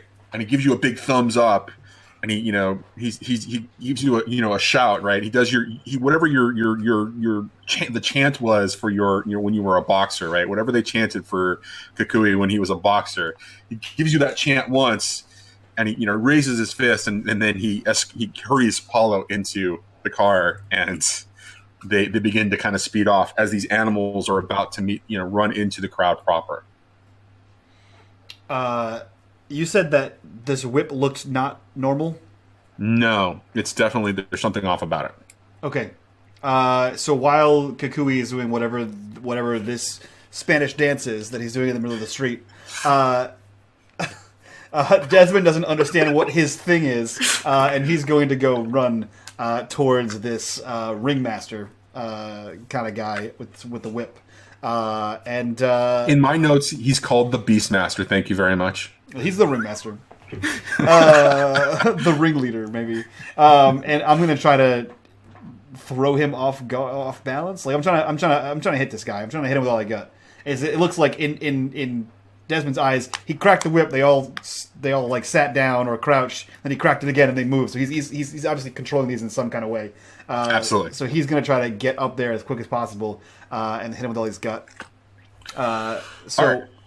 I am going to roll for that. I'm going to roll. I'm going to include Brawl, Super Speed, and I don't want to kill this guy because that's not what superheroes do unless you're Batman. And then instead, what I want to do is like incapacitate him or bind him. So as he takes off, he like lifts his hand in one of the when he's running, and he speaks to there's the small like bracelet on his wrist, and he just whispers, "Tsubaki rope," and as he runs, his bracelet just becomes this like shining silver rope, and it just keeps stretching out, and I'm going to try to get this guy as good as I can with this rope. So I have one question for you. Sure. Do you think overcommits works here? Yeah, because I mean he's running headlong. He's running headlong into 6-7 animals and trying to hit a dude. Yeah, so yeah, I would say so. All right, roll it. Cool. So I'm gonna hit him with all I got. Nice. And in typical Desmond fashion, I great succeed. Of course you do. So before you actually pick your power tags and choose, you choose to do the things. Describe how you get to him through these essentially 6 charging animals that are heading towards the down the street towards the crowd. So these animals are charging towards us, and as soon as he sees Kukui kind of in the middle of the street, he takes off running. And using his super speed, he kind of like darts in between the animals. Like he probably darts in between like the legs of the elephant, seeing that as the least toothy point of entrance. Right. So he dodges between that and towards this guy, and in like a clothesline almost. He like hits him with the rope, and in the time that it takes for the rope to impact him, he's already like spun around the guy a few times. So I am going to use.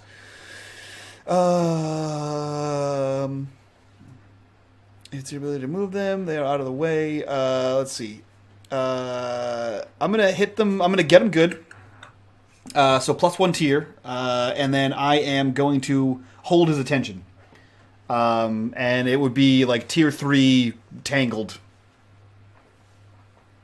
You're gonna hold his attention. Yeah. So like basically, I throw the rope, and as soon as the rope impacts with his chest, I've already spun around him like cartoon style, and like kind of wrapped him up in rope, and like he's now like facing me, or I'm in front of him, whichever way. But his hands are like pinned down to his side with that whip pinned to him.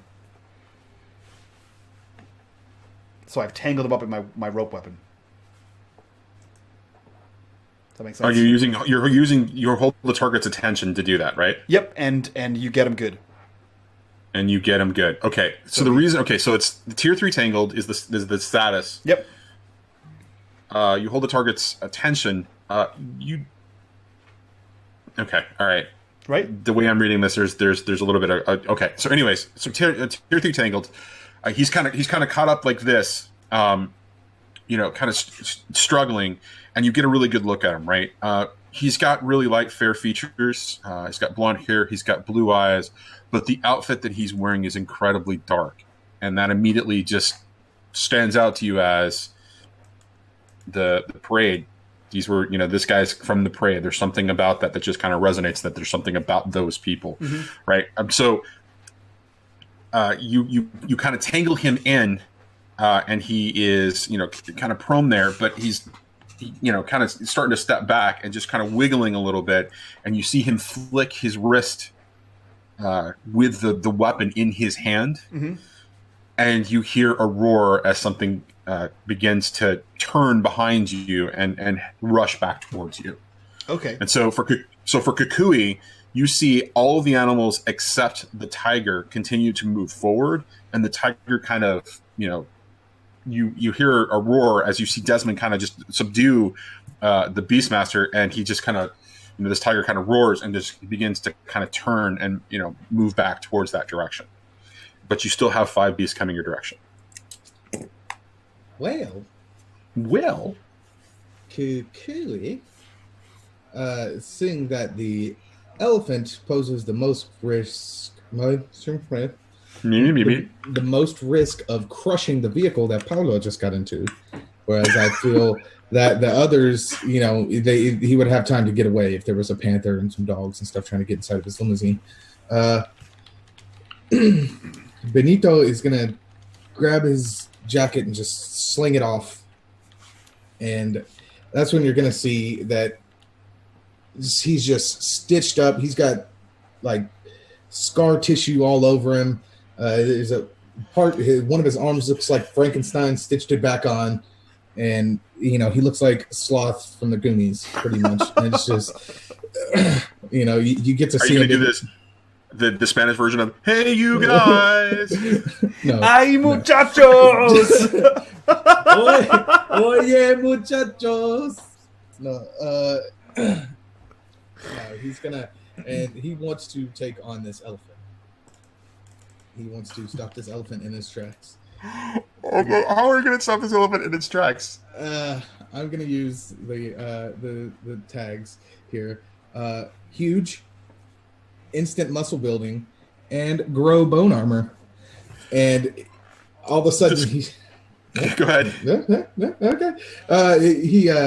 He's just going to stack up and end up being built like a tank in Left 4 Dead. He's just... The shoulders super wide, and the bone armor is going to have a ridge coming over his right here and down his face, and just it's going to look like just this weird carapace. The skin's just going to raise up, and it's going to look like the calloused bottom of an Australian Aboriginal's feet. Like it's just going to be. Does the bone face mask look like a luchador mask? It does now. Yeah. No. It's just gonna raise above all the vital parts and everything, and he's just gonna be big, and he more or less wants to like grab the elephant by the tusks and just kind of drive his head into the ground. Wow, is that going toe to toe then? Yeah, it will be. It will be. Okay. All right. Roll Tide. Roll it, buddy. Okay. I don't know what I did because I'm not on the red screen. Did I do a thing? You did a thing. You do it? You did do a thing. I did a God thing. Damn, buddy. Kukui. Jesus. What is up with you guys rolling fucking awesome shit today? Stop rolling awesome shit. All right. So you can choose 2 from that list, right? You can manage to achieve your goal, which is you can stop the damn thing dead by grabbing its tusks. And I believe that means that it's an African elephant and not a Asian Asian elephant. elephant. Yeah. Why do you know that? Pest control. Okay, Why do well, wait you a know minute. that, and why did you agree to it? Like, it's the most random thing. The reason I know it is because I spent a lot of time at the zoo as a kid. I'm sorry, all right. You watched unBach too many times. You're gonna give me shit about the shark. But then I thing, was and just this guy's a an fucking- elephant fan. Well, so he Easy was there, Rocky Darnold the last Dennis. time, right? So Darnold knows these things. It's not a He's show. channeling, It's an he's elephant. channeling Darnold. All right. So you can achieve your goal. So you get to choose two of these, right? You get them good, which means you give your opponent a status, which is tier 3, or it's going to be tier 3. And that status is inflicted on the elephant. Or you can block, do damage, or block, dodge, or do something else with that, right? I want to knock him silly. I want the elephant to be like, just because I put it like it was coming full force, and the unstoppable force didn't realize it was going to meet the immovable object, and I just redirected all of his forward momentum straight down into the ground, and I want him to just go. That's what an elephant sounds when it's flipping. Okay, so you do that, right? And you grab, right? And it's like that elephant flips over, right? And you hear for a second there is like this shocked silence from everyone around you as this big thing begins to happen, and then you hear sirens farther down the street where Paulo's car is still going, and you see a truck drive by down there, throw something as as cop cars and sirens are just kind of running past, and just as Paulo's car is making it to that intersection, whatever this thing that this person in the truck kind of threw, they kind of roll out and they explode in this wondrous sort of fire display as Paulo's car exits away from this scene. And you hear more and more sirens, but they all go that way. And as you're kind of recovering from grabbing this elephant and kind of flipping it, you realize that everybody's attention is pointed in that direction. So nobody just saw that cool shit I just did. Nobody saw that cool shit that you just did. Man, that's the story of my life. I was really worried you were going to be like, yeah, you flipped him and called Paulo's car backed up and you landed the elephant right on top of the car. No, I wanted you to know that you saved Paulo, but that nobody noticed that you saved Paulo. But then again, he died. Didn't you just say somebody pretty much threw a Molotov cocktail into his car? No, they threw something out, right, and it kind of rolled on the ground right next to Paulo's car, and it exploded, and it gave this fiery sort of exit. Paulo's car just kind of made it away as there were more fire. There were more cop cars kind of driving that other direction. I could have had them slam into Paulo's car, and then that would have mean you would have to go and save him instead of Galen, who was really the point of this whole thing. But since you've forgotten about Galen and you're going after Paulo, I just wanted to make sure that you knew Paulo got away safe. Mi corazón. All right. So we're going to cut to Connor and Sal as you're escorting Galen. And she kind of looks back as there's all this commotion. What's going on back there? Why are we going this way? We got to get you out of here, so we're going to take you through the back ways. We weren't making any headway through that, so we got to get you. We got to take you through the back way of the lot. Okay. What were you going to say something? What was that? I was just going to say it. He's out of character. He's just going to say he's grabbing her and kind of tugging her along. Okay. All right. All right. And so, with all that commotion going on, where are you guys leading her? You're leading her to another one of the exits, right? Yeah, to the side, like a side street. Okay. That's when, as you're beginning to kind of move through and make your way through the buildings, you hear some sort of a weird bird sound above you.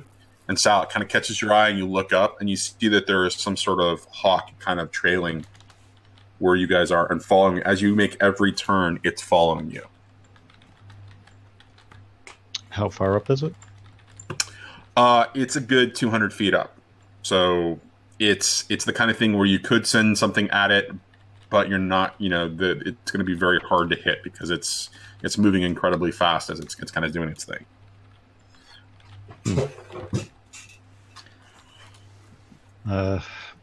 So, I mean, at the very least, he would point out to Connor.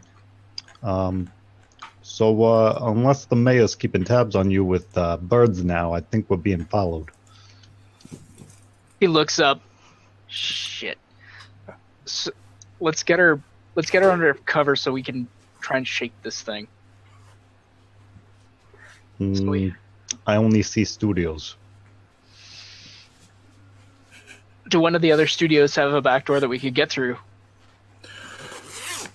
Well, so yeah, I mean, there's a number of essentially sound stages around you that you guys could kind of slip into. You're about halfway to the other exit that Sal is aware of, where that would take you sort of out of here. Okay, we'll just keep going down there because I don't want to go through another sound stage. Besides, they'll still be able to track us anyway.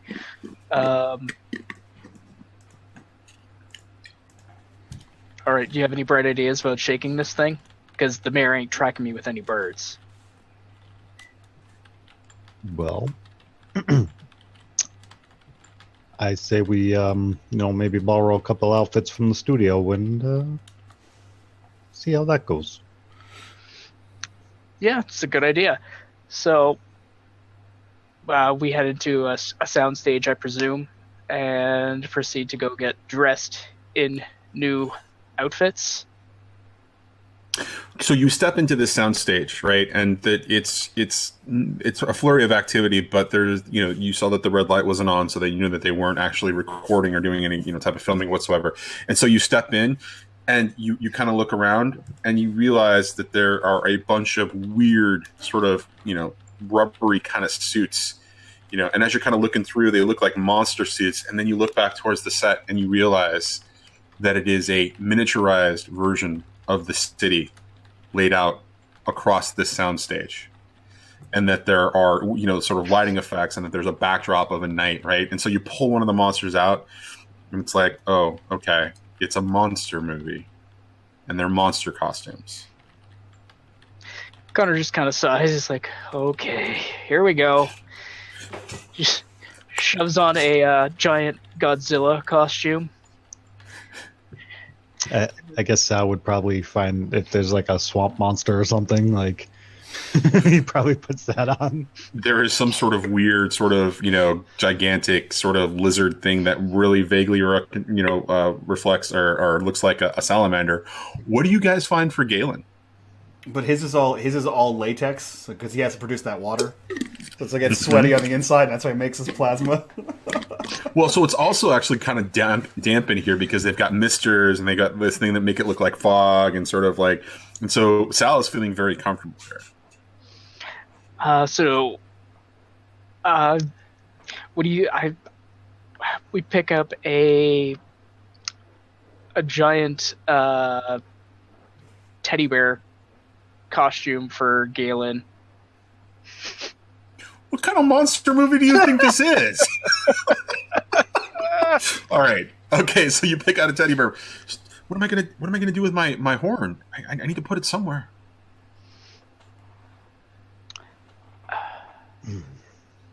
Well, hold on a sec.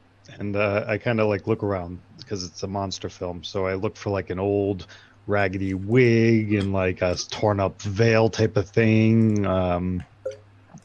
Maybe some quick makeup to kind of like white out her face a bit more. And I try to make her look like this like old raggedy woman like you would see from some creepy horror film. That's okay. That's a bit better than teddy bear. Okay. All right. So we're going to cut back to Desmond, who has this Beastmaster sort of like, bound up together, and he's kind of struggling, but you can see that he's moving the whip a little bit. And it's not like a normal whip. It's very ornate, and it's like it got a wooden handle, and you can see the designs of different animals on the handle, but it fits really well into the grip. And the leather pieces that are used to whip, they're actually 3 different pieces, and they appear to be they're about 3 feet long, and and each of them has something sort of like some sort of like a gem or something, kind of at the end of each of them. And so you see him kind of manipulating a little bit, and you hear the growling of the tiger as it gets closer, as it's running its way towards you. Okay, cool. So I'm gonna try to roll convince. So he has this guy bound up in his ropes, right? So I'm gonna use the tag from my ultimate weapon, indestructible. Okay. So because it's harder for him to get out of this thing.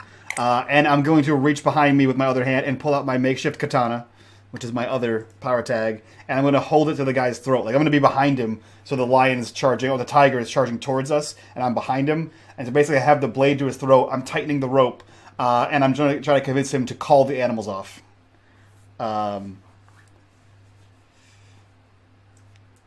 Okay, so go ahead and roll it. Okay. Mild success. All right, so you can get a power tag on, or you can get a tag on him based on your power. Yep. So status 2 of something.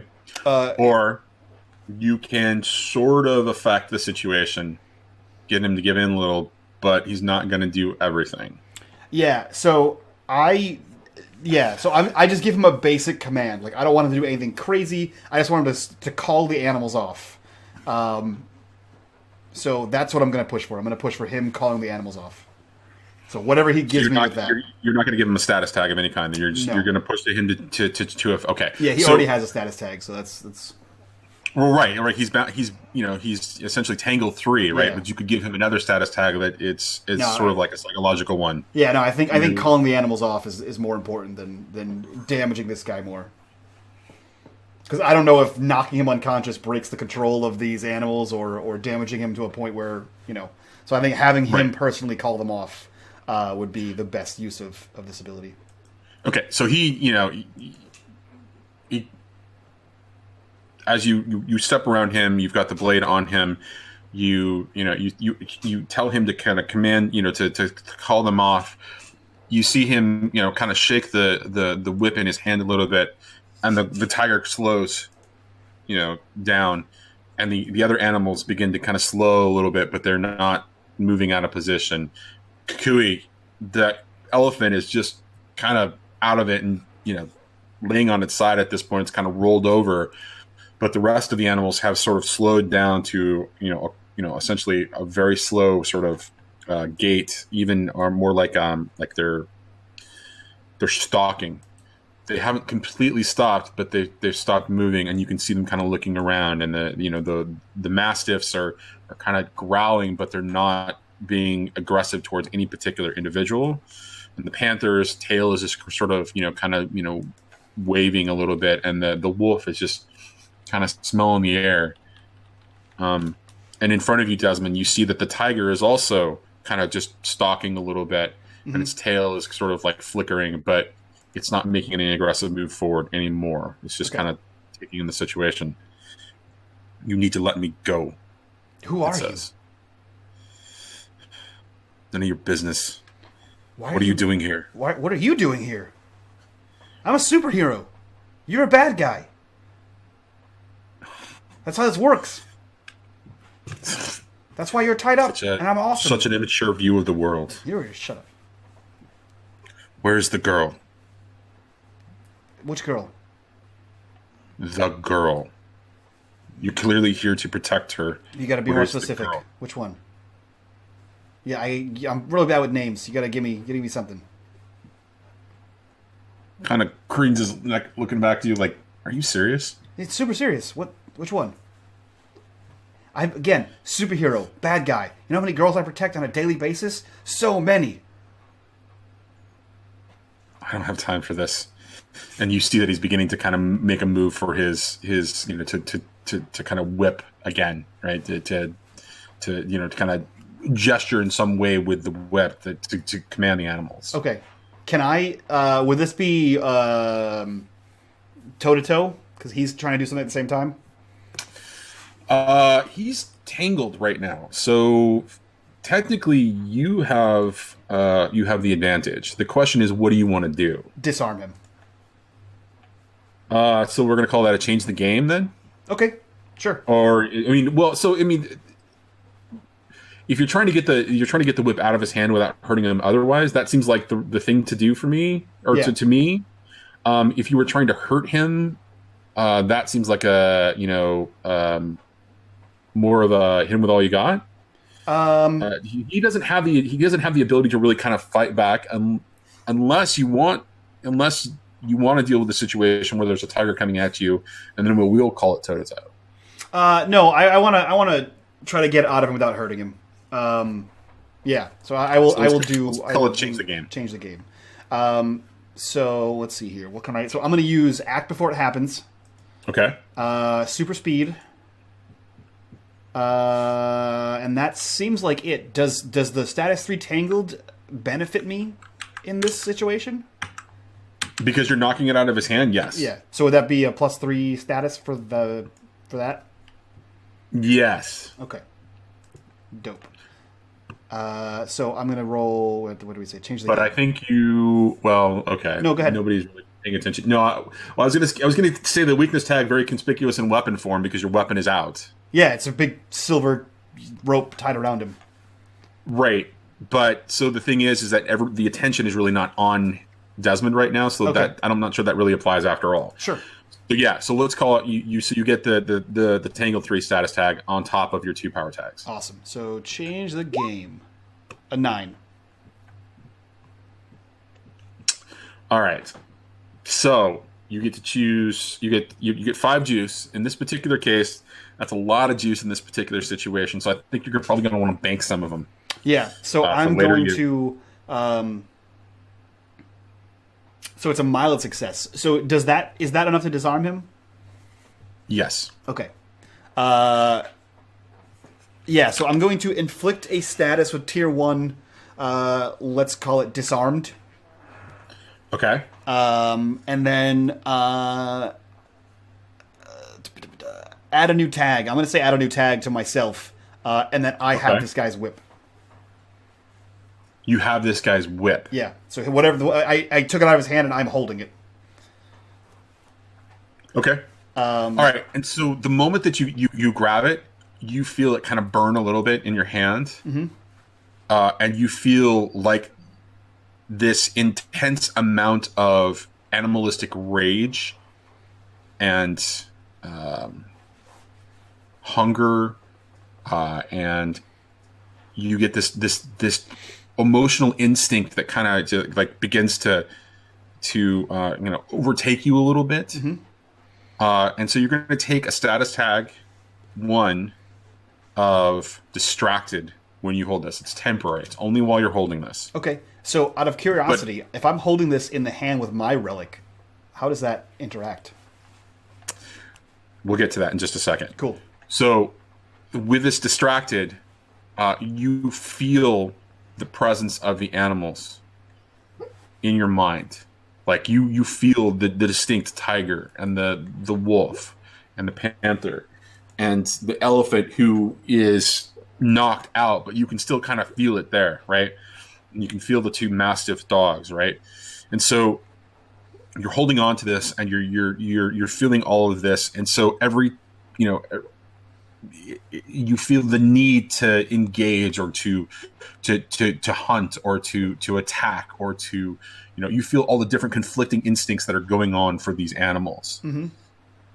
And you see that there is the tiger. You feel the tiger's hunger and desire to attack you, and it's still being held at bay because you have the whip in your hand, but you can feel it. Okay.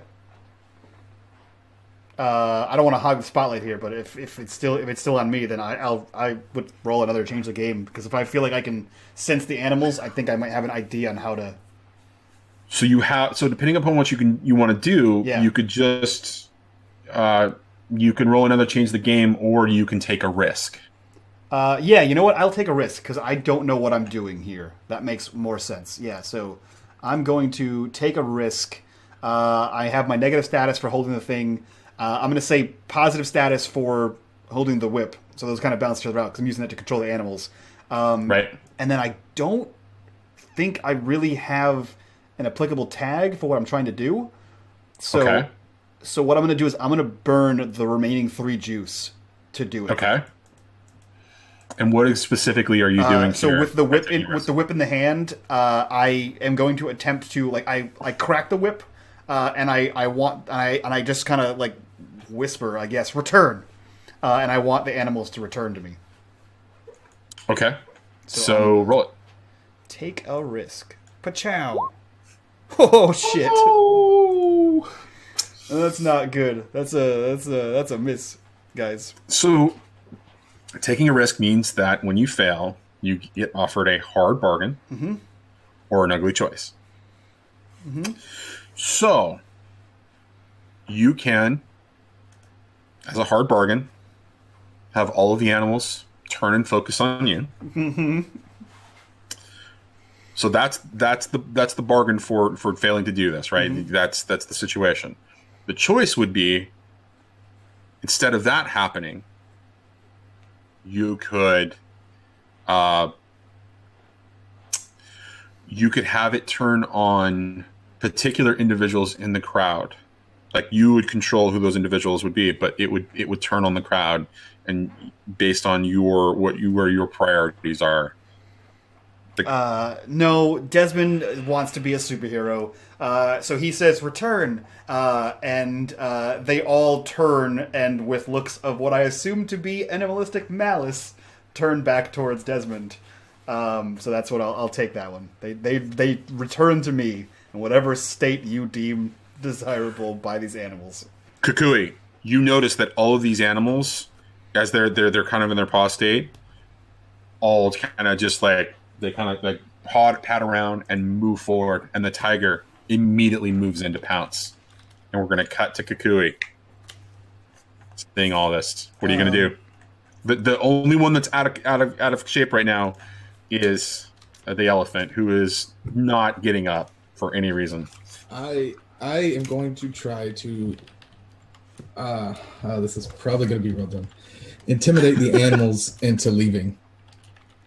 I'm gonna just taking down this elephant. I am the king of the jungle now. You're gonna do the whole. They need to listen to me. Kukui is gonna put one foot on the elephant's head, and using filled with rage and huge, is gonna let out a 2000s Godzilla movie scream that just sounds. He's just, but the subtitles, the screams in Spanish, and it's gonna be super loud. And I want to try to make these animals go, oh, okay, shit, bye, sorry, didn't mean to. Yeah. The scream is gonna be Elha. And what move is that? Is that taking a risk, or is that changing the game? I would say, or even convincing. Either convincing or change the game, because I feel like if I get these animals to leave, this is going to change a lot of shit, and me and Desmond would be allowed to return to what we were originally sent here to do. Well, what he was originally sent here to do, and then what I changed myself to do. But after saving Paulo. I've saved Paulo. He's gone. He's good. So we can. So technically, Kukui has won. Yeah, technically, Kukui has won. He is gloating over his victory. He's standing on top of the elephant with one hand and just kind of. All right, what are you going to roll? Are you going to roll convince or change the game? I'll roll convince, because I want to convince these animals that I am the captain. No, you are the alpha. I am the alpha and the omega. Okay, filled with rage and huge. Let's do this. Womp. Wait, I have. Do I not have a crit success? There are several crits on the table you can spend. There are several crits on the table. You can use one of those. I am using a crit, boy. So all right, you let out this bellowing Godzilla 2000 rays, inflected with Hispanic overtones, right? And it's just like. Roar! stopping the tiger in mid-stride as it's about to pounce. About to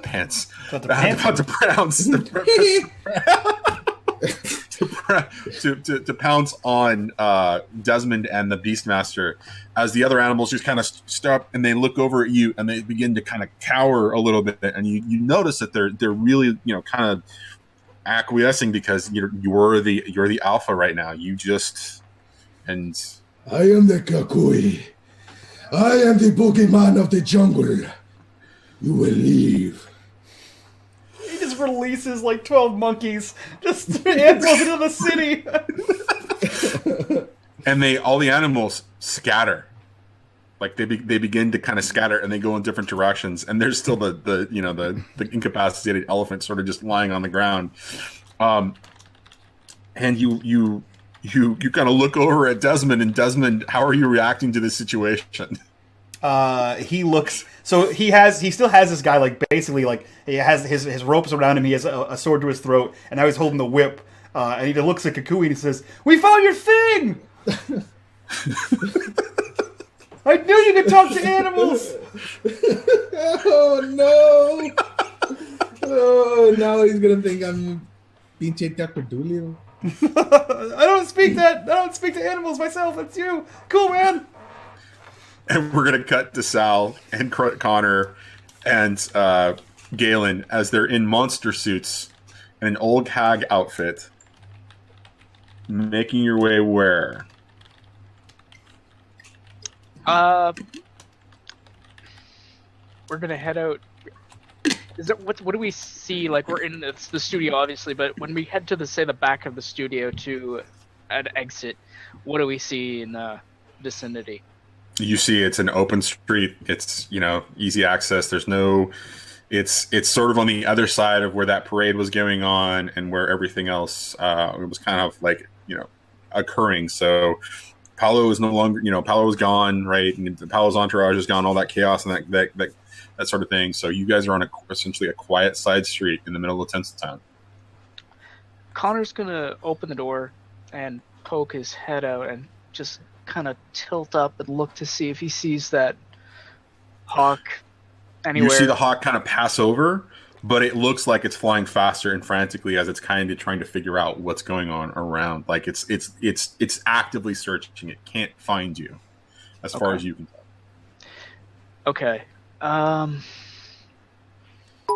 I'd like to see if I could make a roll here for a change the game so we can sneak out of here and lose it completely. Okay. Also could be sneaking around. Yeah, we'll just or could be to take a risk if you really want to question fate. Yeah, sneak around seems good to me. I'm gonna use power tag miraculously sneak in and out of anywhere. Okay. And creep without a sound. Okay. Since this is sort of a group thing, you and Sal, does Sal have anything that he thinks applies as well to this role as an assist? Sal's actually going to suggest something. All right. I'm thinking, if this bird's a very smart bird, it's a hawk and everything,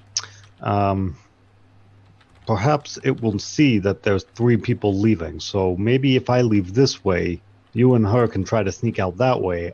I'll sneak off, tell the rest of the guys what's going on, and we meet back up. Sounds like a plan. Where do we have a meeting location? Where do you want to meet? We'll have you go down around the east side, and I'll have the guys come around. All right. Sounds like a plan. So you're gonna head off, and I'm gonna I'll use my roll to miraculously sneak off. Sneak off with Galen? Yeah. Okay. It wasn't clear that who was taking Galen. I just wanted to make sure here. So yeah. Okay. All right. So roll it. Okay. Cuckoo. Sneak around. Success. All right. So, it gets complicated, but you do get away. Let me look at the options to see what I want to throw at your direction and when I want to bring it in.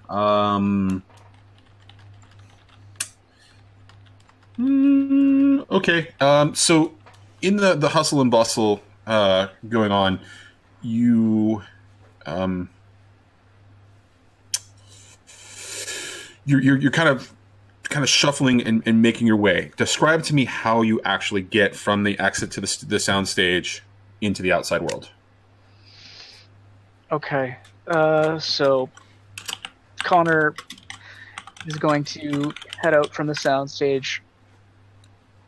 And is there any sort of like upper area of that soundstage?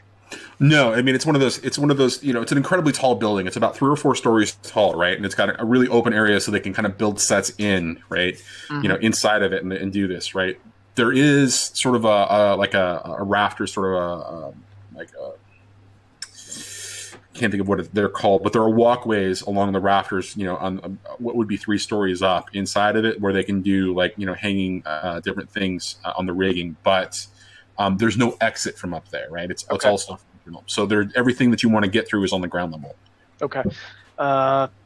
Is there? Okay, so there's obviously a door. So he's got the door open. So we're gonna head out that door and go along the east side. Now, in the alleyway, what do we see? In the alleyway, you between the two sound stages, you just see a bunch of little discarded props and flat backdrops of kind of scenic settings that are just kind of stored outside, and then you see the gate, which is just 50 or 60 feet away from you, that leads out onto a side street. Okay, he's gonna take Galen and be like, stick close. And then he's got her, and he's going to slink over along the wall, just really close, and then make his way to one of the set pieces and go behind that and move from set piece to set piece until he can get as close to the gate as possible. And so the hawk kind of comes over again, but it doesn't notice you guys as you continue moving forward towards the gate. So when you get to the gate, what are you going to do then? He's going to. Is the gate open, or is it fully open? There's one guard there, and he's kind of reading some paperwork. And he's you hear on the radio just kind of in the distance the commotion that's going on at the other gate, and then all available guards, security guards, have been called to that particular gate. Okay. He's got his day pass, so he's gonna take that day pass and put it on the outside of his Godzilla costume. Hello, my name is Connor. Says hello, my name is Connor. And he's gonna walk up, just stroll right up to the guard. They're like, "I'm sorry, we're heading out to the street. If that's okay."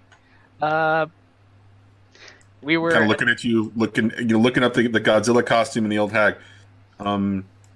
Sure. Are you sure you want to leave the studio grounds with the costumes? Yeah, I mean, we'll return them. It's fine. I'm made to the air. I take made to the air, aid to the mayor, and I pull out my city official badge and I show it to him. It's like, you've got our word. We'll bring it back. That's not a problem. And then. Well, Godzilla, have a good day, old hag. Thanks, sir. And I'd like to use this costume as the one that's going to grant me the +1 to my armor.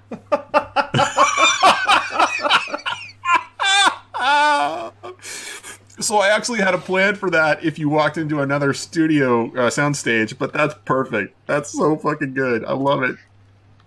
So he's just walking down the street, and they make it to the east side of the building.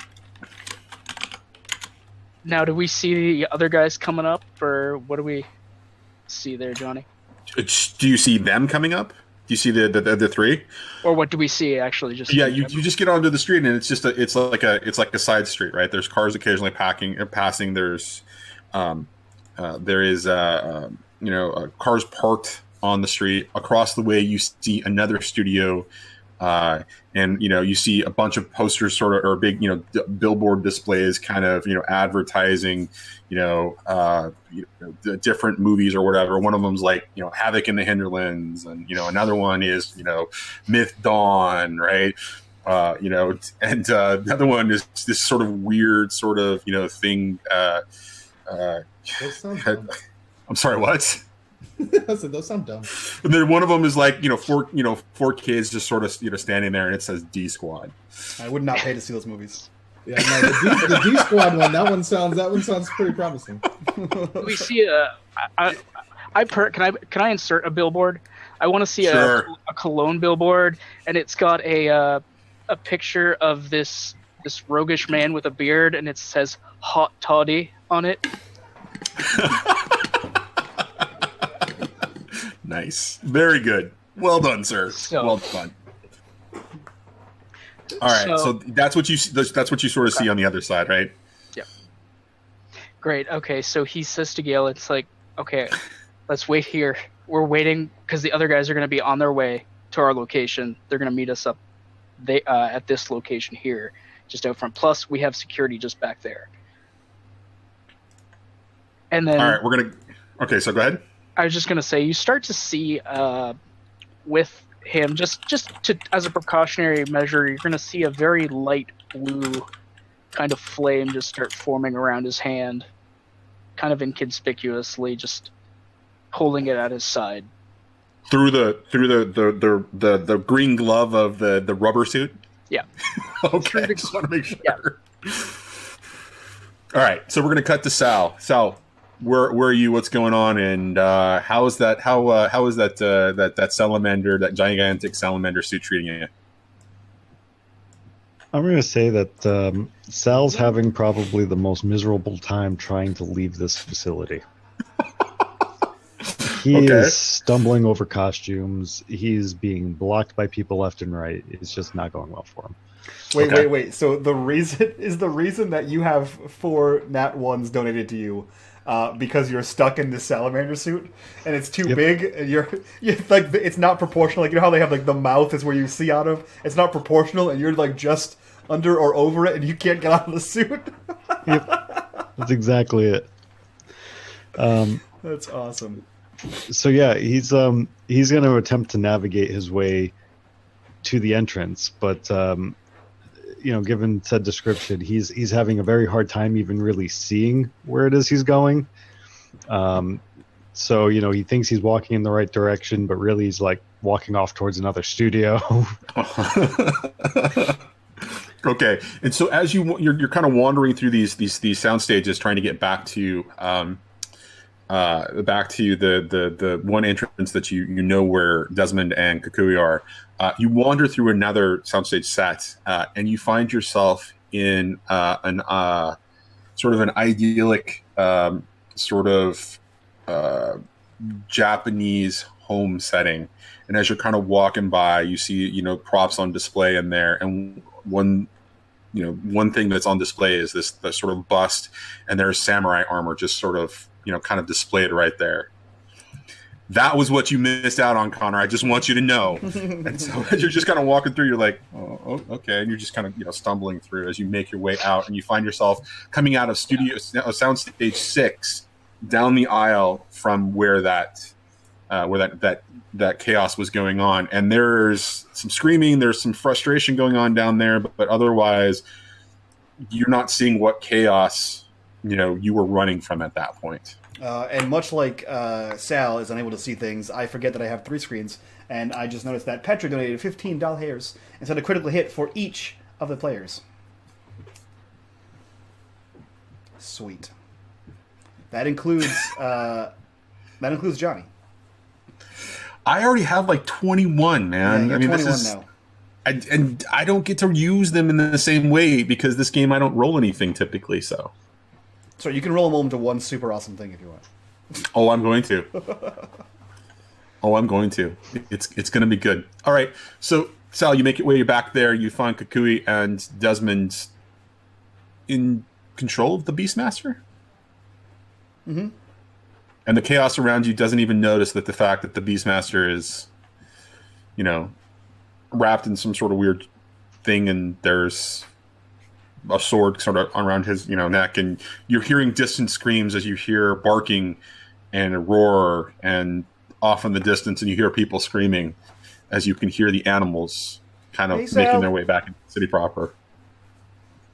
Did somebody call me as I walk into Cookie, whatever. Coochie. Whatever your name is. Coo. Kukui. Cha-cha-cha-cha. Kukui. Yeah, so at this point, I'm just kind of I'm walking in the general direction that I thought I last left these guys in, and I hear my Sal's name being called, so costume head goes one way, body's still going another way, and he just collides. Yeah, you hear something like, "Is that a salamander?" Huh? I'm salamander. And it's the whole suit. I'm Sal. So your head comes off. Was that what I'm getting? Yeah. Yep. Hey, you find the girl? I mean, yeah. Who's that guy? I knew who the girl was the whole time. You're stupid. This is a bad guy. I beat him up. He is. You can tell by his outfit. He is a circus master. Technically Yeah. a Beastmaster. And you can tell Shut by up. my outfit that I'm Sal. More than ever. Also, I found out what Kukui can do. He talks to animals. You can talk to animals? And Kukui, in all his bestial glory, is still 1 foot on the elephant going, no. It's been so long. You've caught your breath. I don't feel like I would. I don't know the time frame between these things. I feel like I screamed, 10 seconds went by, and Sal walked out. I feel like Probably that what was happened. the time frame there. Probably what happened. So, and no, this is my thing. And he's just kind of gesturing to his grotesquely ugly self. Right. Well, I sent the girl and Connor out back. They I'm just kind of trying to get a grasp, but say costumes up to here because the way the helmet is. So I'm still trying to get around this costume to see. I told them to go around the east side. There was a lot of commotion out here. Don't worry, Sal. We saved Palo. Why is there an elephant? Oh, this guy, the circus master. Shut up. The circus master controls the animals, and Kukui... Beastmaster. Shut up, God, circus master. Beastmaster. You are a bad guy. I get to name you. I beat you. That's how superheroing works. Circus master. What about your ringleader? Ringleader? Yes, good ring. How are we feeling about ringleader? Show of Ringleader hands. is the ringleader. You see that he's trying to. And he Is there points. another bigger villain named Ringleader? I told you, I'm just a Beastmaster. Oh, there's a whole circus. There's a of whole them. circus of supervillains. Oh no! It's the circus of calamities. I'm gonna save that.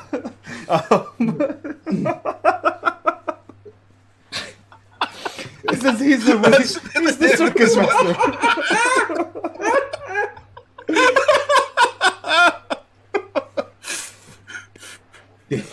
That's what got me. That's the circus of calamities. Is what got me. He says, "This is the circus master." Shut up. And he was controlling the animals, and then he talked to animals, and now I got him trapped. Where's the new guy? With the girl. Oh, right. And you said East they side. went to the east side. Yeah. Okay. Cool. You gonna get out of that suit, or are you just gonna wear that? Is that a thing? It'd be funny. I'm I may or may not be a little stuck. All right. All right, well, it's a good look for you. I think can we just turn this guy over to the security guards? I can barely turn myself over to anything right now, so just, you know, 'cause Okay. I'm trying to like weasel my way out of this. Kukui, could you use your giant man hands to just grab this guy? And also, here. And he holds the whip up to you. This also talks to animals. Look, I don't mean to rush us along or anything, but they're waiting for us over there. Right, but we gotta get rid of this bad guy first, and then we can get over there. I'm not a bad guy. I'm just a beastmaster doing a job. A bad job for bad people makes you a bad guy. Also, you did a bad job of it. We can figure out who he works for later. And he's gonna grab him by like the scruff of his shirt and just pick him up and carry him like a briefcase. We have to go. And the rope unravels. You said east side? Is there a specific spot you're waiting for him at? Or he's waiting for us? I mean, they there are a couple exits, and they went out the east one, and there's a street, and I think it's over there. And Okay. I kind of just point towards the eastern side street. Okay, you do what you're doing with that costume is. Kukui, keep doing you, man. You're doing a good job. And Desmond zips off to go find wherever the hell Connor is, so that he can zip back and tell them where he is. And you see Sal just kind of like flop down on his stomach and try to wiggle his way out of this suit, but it's just not working for him, so it just looks like he's And as you're doing the Barney tail shimmy dance, you see a kid come over, and this kid he looks like he is trying to look like someone on set. You can tell that he has like a button-down shirt that has like a few stains on it, and he has like a tie, but you can clearly see that it was tied 3 or 4 times, and it's like wrinkled, and it's like a half hitch, and it's just real bad. It's a real bad knot, and he has a headset on, but the red light's blinking that it's low on power, and he walks over to you and he says, "Hey man, I gotta get that suit back. People are starting to be suspicious of you. Can I help?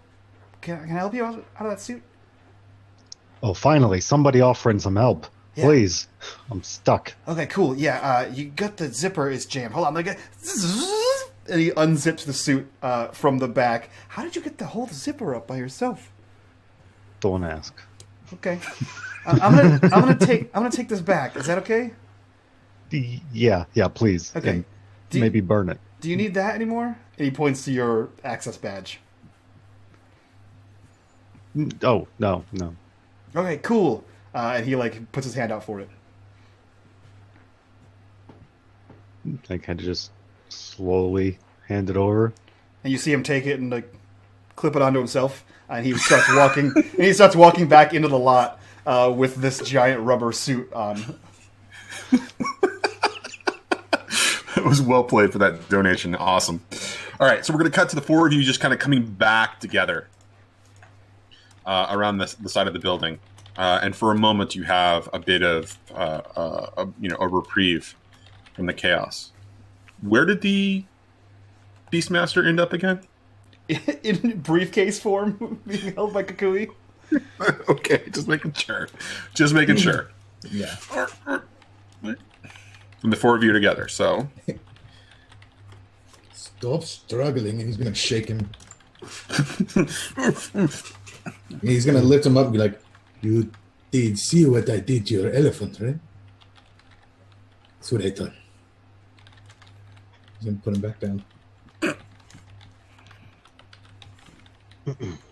So, Let me do myself. now we need to get a ride. Yeah, my skateboard only fits one, and it's also broken. What about the elephant?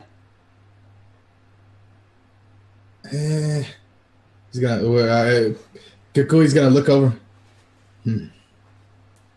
And how well does he mind?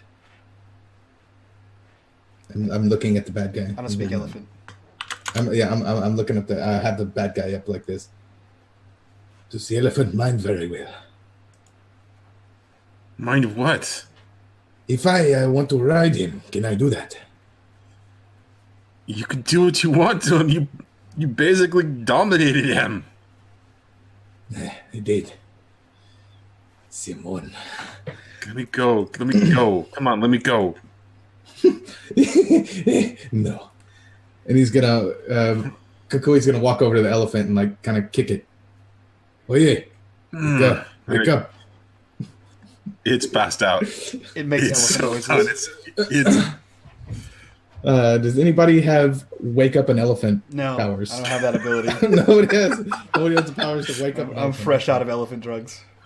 oh my god. I don't know if I don't think any of my powers are transferable, but I have rapid healing. I think it's just Do you try to heal? You were like, you pass your healing ability to the elephant. You like cut yourself and bleed into the elephant. bite my hand and just place it on the elephant and just pretend like I know what the hell I'm doing. All right. So is that? I have the whip on me. I have the whip wrapped around me after I put my coat back on. It's like wrapped around my shoulder. I want that to be taking a risk. Yeah, I definitely think that's taking a risk. Okay, Also, so- if I could suggest Johnny that if he fails, the negative consequences, he just bred a new Kukui elephant, a Kukwelephant. Sure, okay. Cook elephant. So I'm gonna use. Can I use rapid healing? Can I use gambling on this? Yes. All right, I'm gonna use. Those two, and it says, what is this? Take a risk. Take a All right, risk. Here we go, guys. You ready to fight a mutant elephant? I hope you fail, just for the fact that there's a mutant elephant in the game. Oh, it's messy.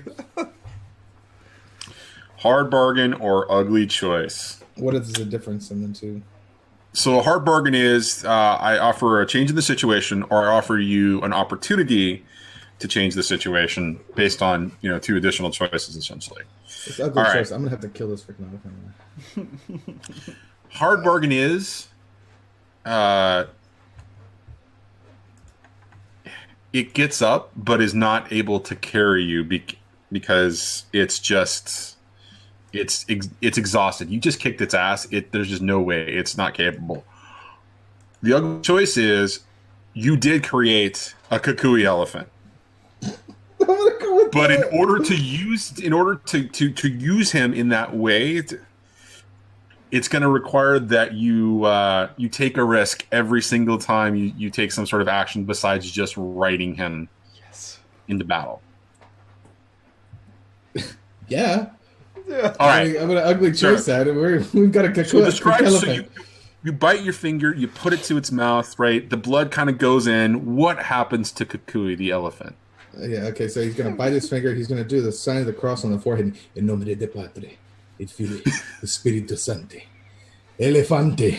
And he's going to, he's just making this up. He's never done this before. But he kind of does that, and it's like nothing's working, so he kind of looks around. He just puts his, finger with the blood on it in the elephant's cheek. It just kind of rubs it around.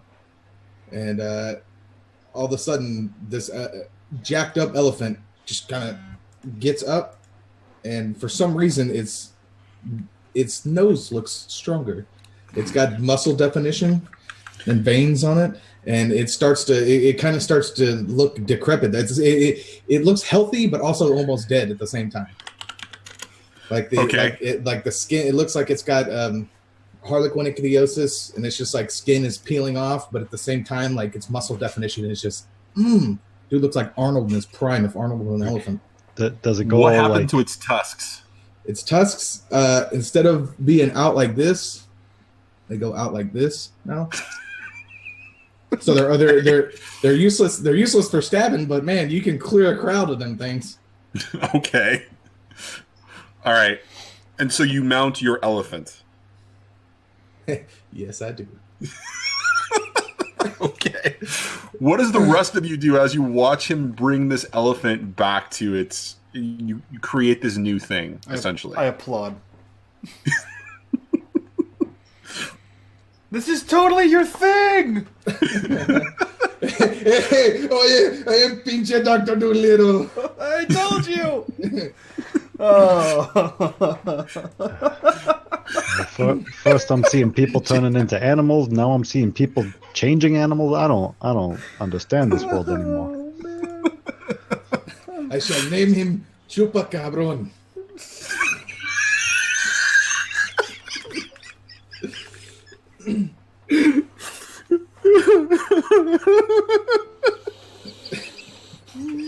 elefante de chupacabron. And that's it, guys. The elephant's been saved. Yay. I saved Paolo. I saved Stampy. I know it all. Guys, remember that time we were paid to just escort someone? Me either. All right, so You never know what you're gonna get with Kakui. So Kukui and Chupacabron are ready to go.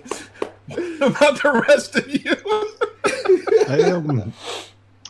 I'm fairly certain we're calling it a cab or.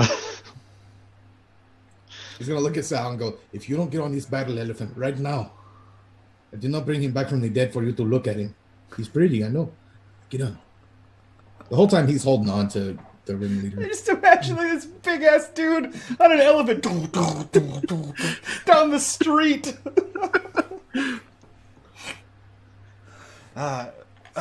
And on second thought, why don't we use the cab? It's a pretty big elephant. Does it look bigger than before? Because it's all like jacked out now. Just check. Oh yeah, it's like a roided It's out at least elephant. 1/3 bigger than it was before, and it's got like these weird like protrusions off of it, and the skin is as he described, and the snout is as he described. It's crazy. He will probably take on some of my grow bone armor, but he doesn't grow it. It just happened. So like he's got these like hard calluses around his face and around his haunches and stuff.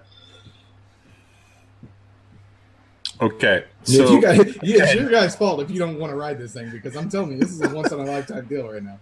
Sure is. I think I'm going to pass. I think Desmond will pass. He mostly goes everywhere on foot. Are they still on their way to me? No, no, they're in front of you now. Okay. we rode an elephant to you. We got the elephant to you. He got the elephant to you. All right, so all four of you together. What's the plan, guys?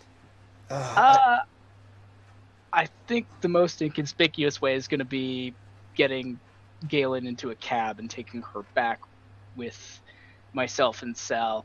Desmond can do your Nightcrawler booping, bamfing thing. I just run really fast. I mean, and Kukui is going to ride Chupacabron to the old quarter. Yeah, and Cookie's going to ride the Chupacabron. He can, be the. He's going to call him Cookie the entire time now. Okay. All right. So, all right, we're just going to assume that that's how it's moving forward, and we're going to cut to. God, I almost described you as Malcolm for just a second. We're going to cut to Desmond arriving in the old quarter first, because Desmond is Desmond. Okay, and Desmond's been in the old quarter before. That's where Sal and Desmond are based out of. So that's correct. So he's fairly familiar with this place. So he knows exactly where Valhalla is. And very similar situation to the circus situation, because he knows that someone's looking for this woman. He scouts around the Valhalla, and he like goes into a higher position to like look around to see if it's safe to bring her here, as far as he can tell. So Valhalla is sort of on the outskirts of the old quarter, on the opposite side from the waterfront. It's sort of towards, it sort of butts up against the blue collar district. It's just on the old quarter side of the blue collar district, and where the two districts kind of meet. It is a notorious biker gang bar. But you never hear about anybody getting into trouble there. You just see that there's always, a ton of bikes out in front, right? And it's quite a large place. It's almost about the size of like a roadhouse in respect to, its size. So it's 2 stories. There's always live music going on. It's always open. One of the interesting things about the old quarter is that it has some very interesting laws, including places that serve alcohol and food don't have to close. It's always open. It's always going. There's always noise coming from it.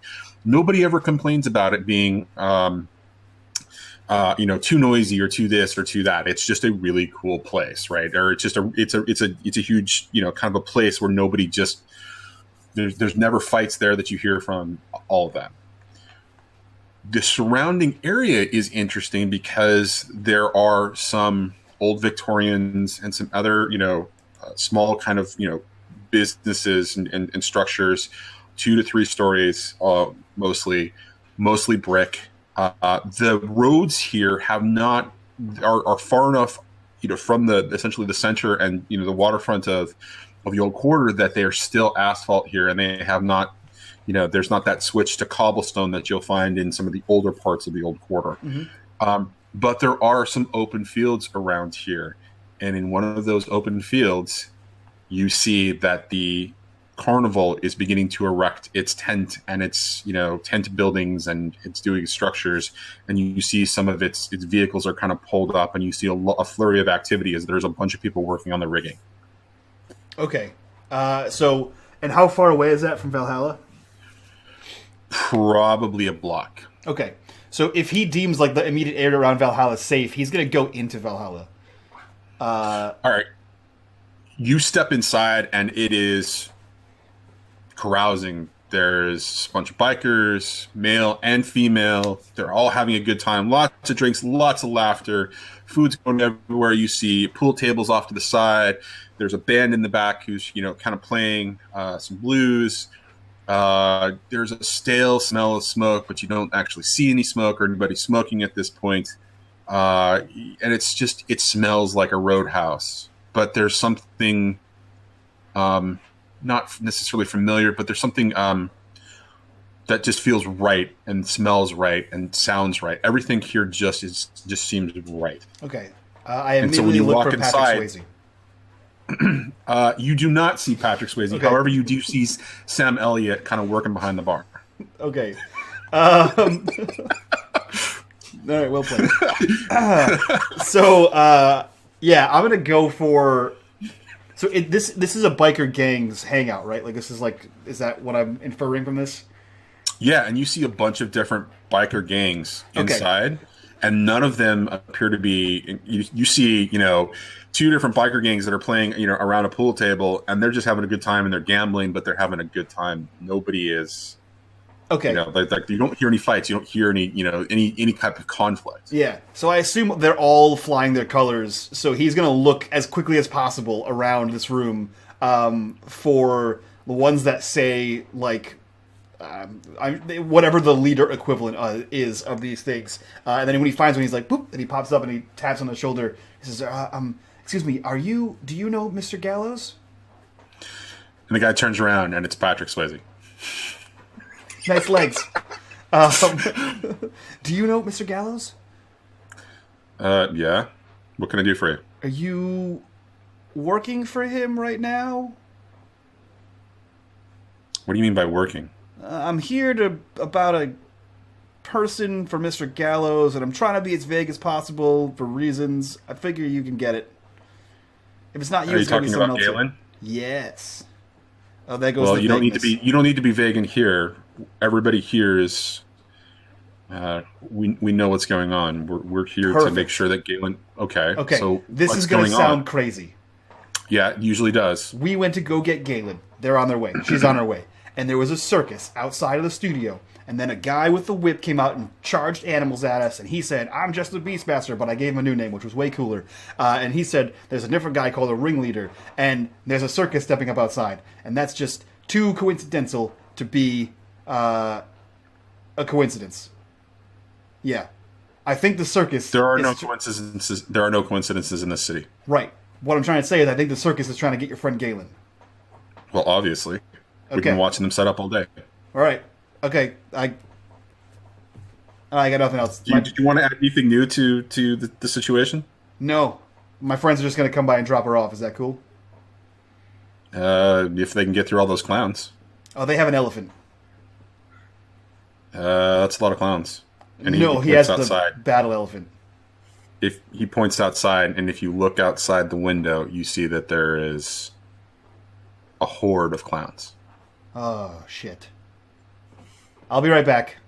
And then he's like, gone. And he's running to find the battle elephant as quickly as possible. And as you come outside, the horde begins to kind of move in your direction, and they're reaching for you. And every time you hear, you see one of them take a step, you hear a honk, honk, honk, honk, and it just is loud and it is obnoxious. Fuck you. Can I face danger and get the hell out of here? You sure can. All right, cool. I'm gonna use nimble as a fox, super speed, and dodge. Okay, I think you've got something that actually falls into. Oh no, you're good. You're good. All right, cool. Oh wait, let me turn off these positive status effects, and I'm not holding the rope anymore, or the whip anymore. Cool.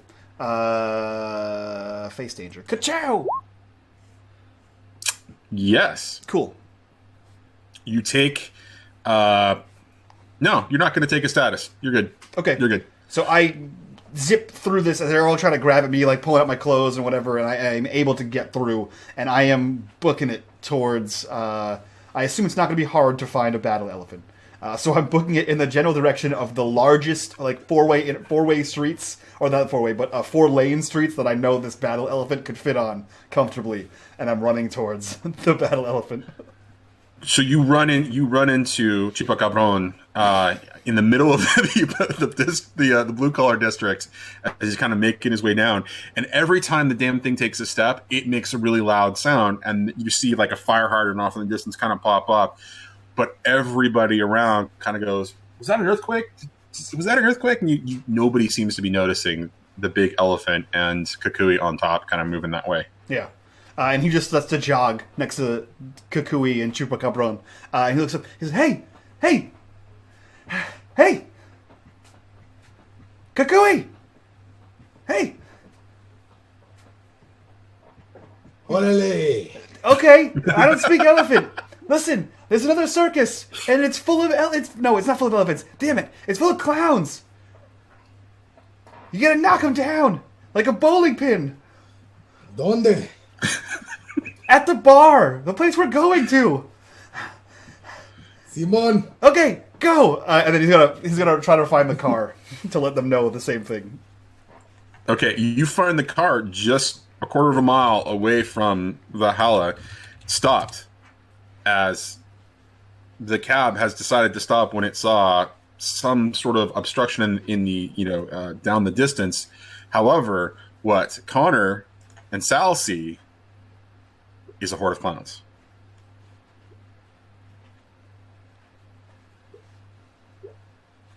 Like every nightmare's come true. Why has it gotta be clowns? Why couldn't it be snakes? Why did the mayor sign off on giving clowns permission to be here? Like, come on. Clowns. Why did it have to be clowns? Yeah. Ugh. I hate clowns. And you see Connor get out of the car. In his Godzilla outfit. In his Godzilla outfit. Oh yeah, totally. Against a horde of clowns. As soon as you get out of the thing, like Desmond was like, there's a whole horde of clowns. Guys, you gotta be careful. Yeah, we see them, Speedy Gonzales. Yep, got it. So then you all of a sudden you see Connor's hand glow a bright blue, and it starts forming up his arm like a wreathen flame, and then a spirit katana forms in his hand, wreathed in blue flame. And the gloved rubber hand is what's holding on It's to holding it. Godzilla with a fucking katana. This is awesome. Okay. So you step out. Sal, how you doing there? How far away are we from this thing? Quarter mile? You're a quarter mile. Quarter mile. But you see that the horde is just kind of surrounding the area around Valhalla. Like it appears to be growing and growing and growing. And you faintly in the distance you hear squeak, squeak, squeak, squeak, squeak, honk, honk, honk, honk, honk, honk, honk. Square. So Squick. so I got an idea. it's something I've been throwing around a little bit back at the gym. Just testing it out in our spare time. Don't know how well this is gonna work, but and he reaches into a little satchel bag that he had, kind of tucked into his overalls here, and he pulls out some pepper spray. Okay. He's like, but we might need to get a little closer for this to work. And essentially what he's thinking is to release the full spray on the aerosol pepper spray here and try to manipulate the mist cloud of it. Sal's very familiar with the way that liquids can move. Okay. And he's hoping that he might be able to combine some of his own plasma into this mist to help it kind of spread further around this crowd of clowns. Okay. So you all get out, and Galen's still in the car, and she's like, "What do you want me to do? What? Is that where we're going? Through those clowns?" Yep. Right through them. Should I go with you? And she kind of looks. You might be better staying in there, sweetheart. Okay. Yeah, Okay. so listen, I'm so bad with names. Galen? Right? Galen? Cool, got Yeah. it. All right, sure. There's a big guy coming with a battle elephant. Okay. When he gets here, we're going to put you on the battle elephant, and he's going to ram all the clowns. It's going to be awesome. Okay. And then we're going to get you to that bar. For some reason. Okay. Okay, cool. So you Sure, stay here, elephant comes, get on top, ram clowns, go to bar. Sal, do you think this is okay? I don't know anything about an elephant, I'll tell you that. All right. Once the clowns are clear, yes, you need to get in that building. All right. Okay. Thanks. I'll see you guys inside. Yep.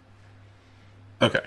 And she kind of, she's got her hand on her trumpet case, and she's like kind of looking at you guys.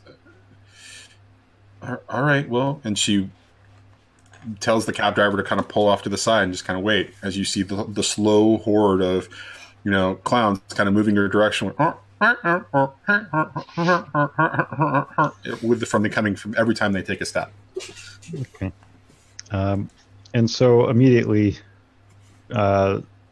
seeing them coming closer and stuff, Sal starts walking closer towards them, spraying out this, the pepper spray can at his side, and, slowly starting to gather up his cloud of mist.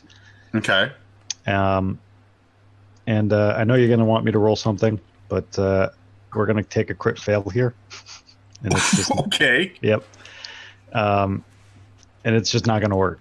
I'm gonna emit a big cloud, yes, but you tell me what happens after that. Okay, so tell me what kind of a move that you wanted to execute. Tell me what your original intent was, and I'll tell you how it fails. Well, I mean, so being pepper spray, it was meant to disable them and distract them, maybe even blind them and a little bit, choke them up a bit. So enough to... So like a hit him with all you got, or were you kind of going one-on-one with him and going like toe-to-toe? Or was this a risky situation that you were taking a risk? Oh, man. I would say it's probably hit it with all you got, because like this is a new thing for him. Like he's had the thoughts of it. He's practiced it out in his head, but he hasn't been able to do it on much of a larger scale than maybe a tiny little like squirt of a spray, Okay. So it would definitely be him going all out for this, if anything else. Okay.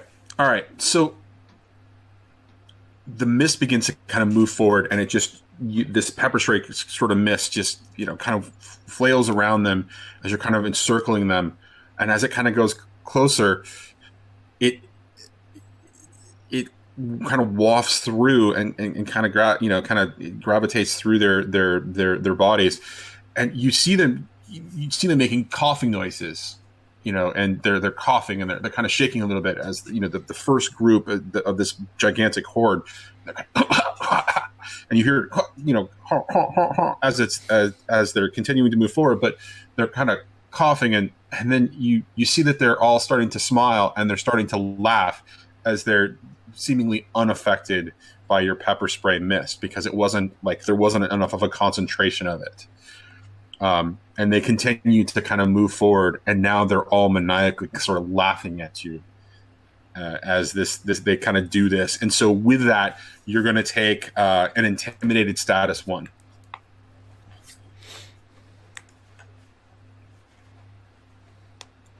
Cool.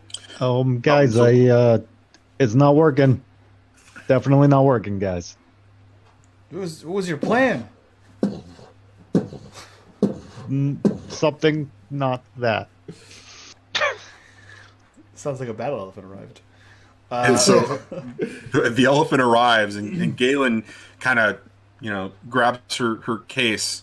And it's like, are you?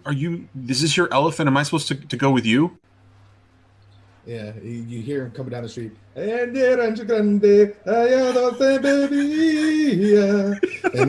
he's just having the time of his freaking life, and he's just gonna like just mow through some clowns with the elephant, just like not like just walking, just like not actively going like just go ahead, fuck with me. Well, so. Is she supposed to get on the elephant with you? Is that what's happening? That's what yeah. I mean, if I don't have to mow through the clowns to get to her, then I'm gonna stop him. No, she's still like a good maybe 500 feet away from them, pulled off to the side. She's kind of waiting out there with her the horn case in her hand, the trumpet case in her hand. She's like, "Am I supposed to ride with you?" Yeah, it would seem like the best course of action, though. Is that? Okay. He doesn't fight. I don't think. She reaches up so that you can help her up, and you pull her up to ride behind you, and she's got her case, sort of placed in between the two of you, kind of secure, and she's really kind of holding on to it, kind of really concerned, and so you're beginning to kind of move forward. What are Connor and Desmond doing? Connor's facing the crowd, the horde of clowns, mm-hmm. and he rushes in. We're gonna do a go toe to toe on the horde of clowns. You're gonna go toe to toe on the horde of clowns with your katana in hand in your Godzilla suit. All right, let's do this. All right, so what power tags apply?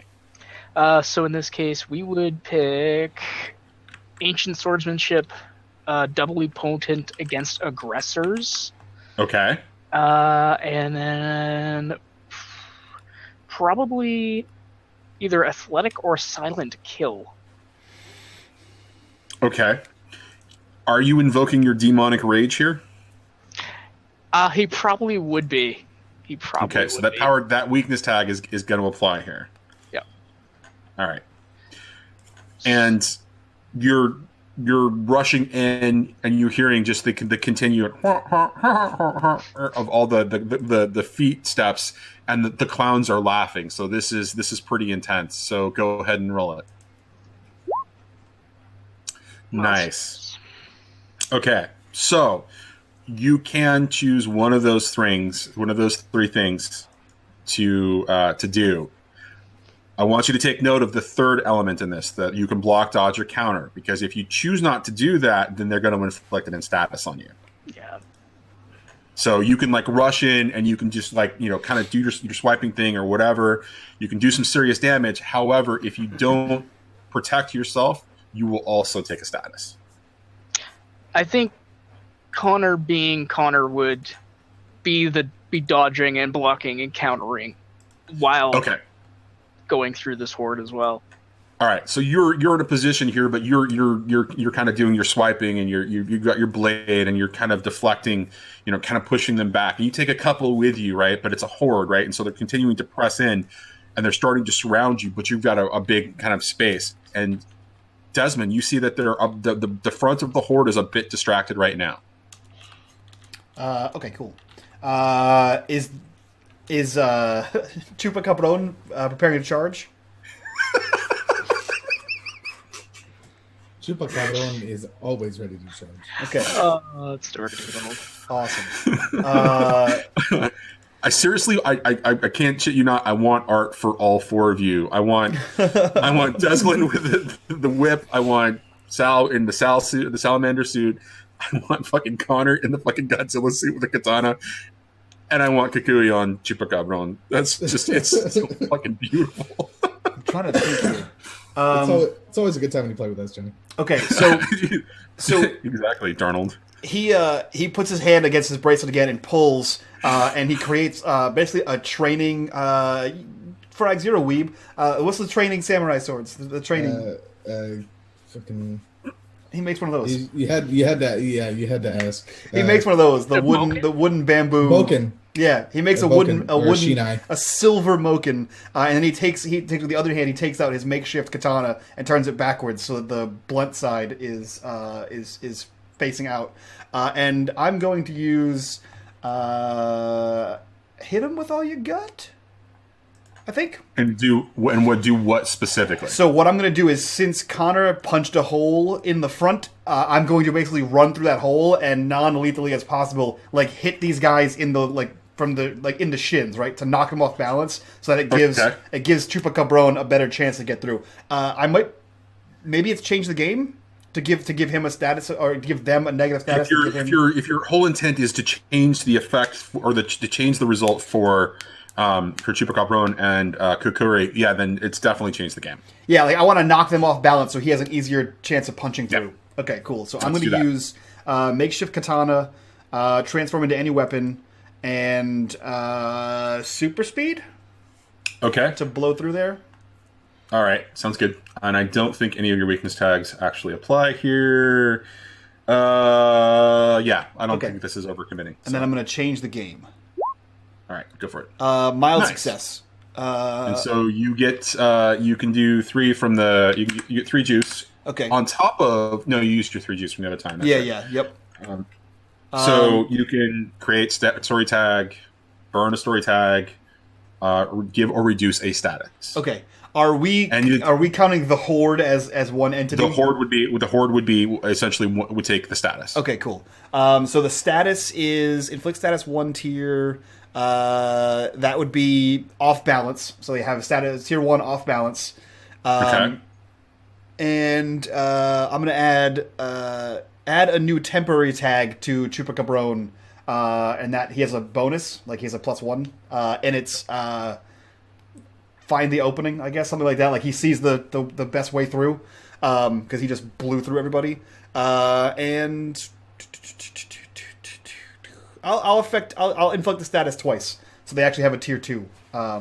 So they're that means that they're so if they're off balance with tier 1, then it would be tier 2 would probably be something like tier 2 stumbling. Tier 2 stumbling. Okay. So I got tier 2 stumbling. Chupa Cabron gets a tier 1 Pathfinder, essentially. And you just kind of run in. Describe to me what you do as you kind of come in and so he basically he forms this wooden sword, right, and then he switches the hand hand position on his makeshift katana, and he's running in as low as possible and just knocking people in the shins, because it's going to hurt at that speed, just to make them jump and start and be off balance and kind of hold their leg, so it clears kind of a path that Chupa Cabron can get through. Okay, and so as you're doing this, the shoes, all that kind of stops towards the front of this, and the laughing totally stops, and you're hearing grunts and groans, right? And there's something weird about this horde of clowns. You notice as you're deep into this, their skin pallor is kind of a weird sort of an off white. It's not the like a white of a clown. There's something weird about that, but otherwise, you just kind of come in and you clear that space, giving Kukui the opportunity to do whatever's next.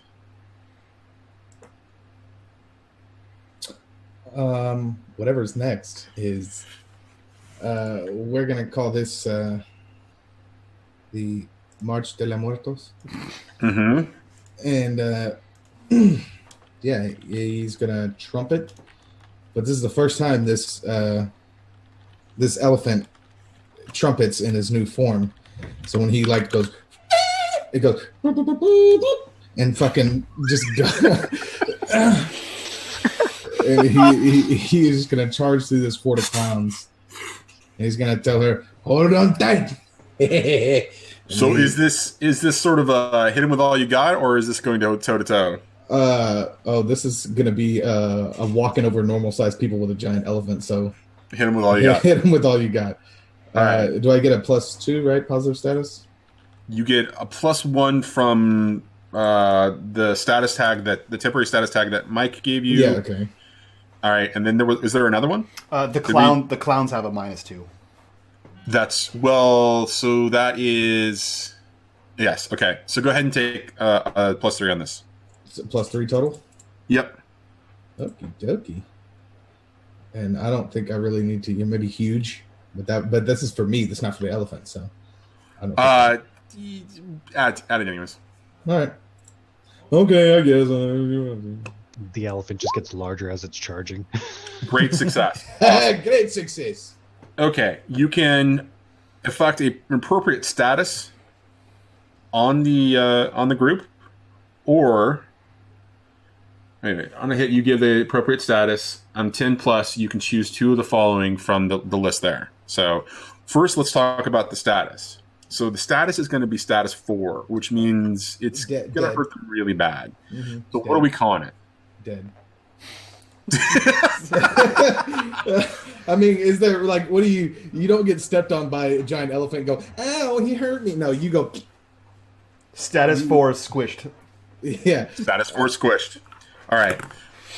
Trumpeting your way Trampled. through. Trampled. Status 4 trampled.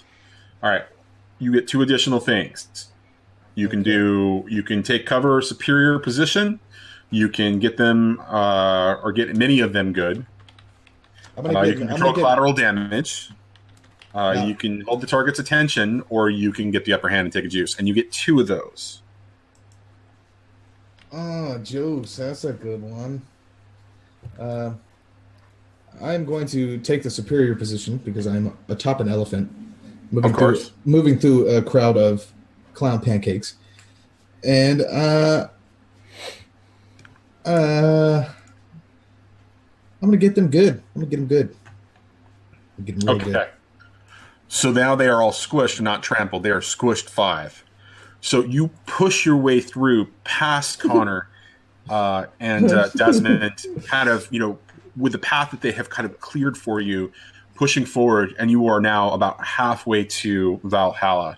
You can see the entrance to Valhalla. And you can see some of the bikers starting to come out of it and kind of looking at the situation and trying to assess to figure out how they can help. Connor, you were right in the middle of this, and you just kind of watched as a Chupacabron just kind of pushes through, right? And Desmond is kind of standing next to you at this point. Sal, you're kind of standing back, kind of taking this all in. What do you want to do?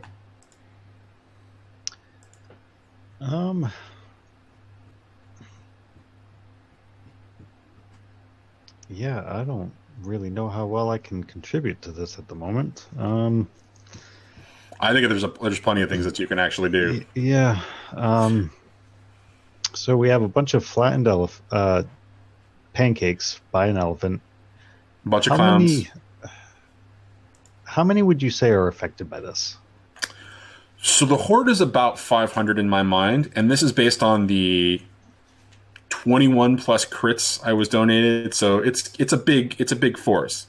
His great success kind of mowed through half of them after Connor and Desmond really kind of set them all in a situation to kind of, so about half of them are down, but there's still a horde of about 250 in front of them. Okay. I'd like to try to to create a... Are they all on the other side of Valhalla? Like, are some of them kind of surrounding Valhalla, or are they all kind of in front of it at this point? They're kind of moving towards, the horde is now kind of moving towards, instead of like surrounding, they've all kind of pushed back into, and they're all still kind of coming at you.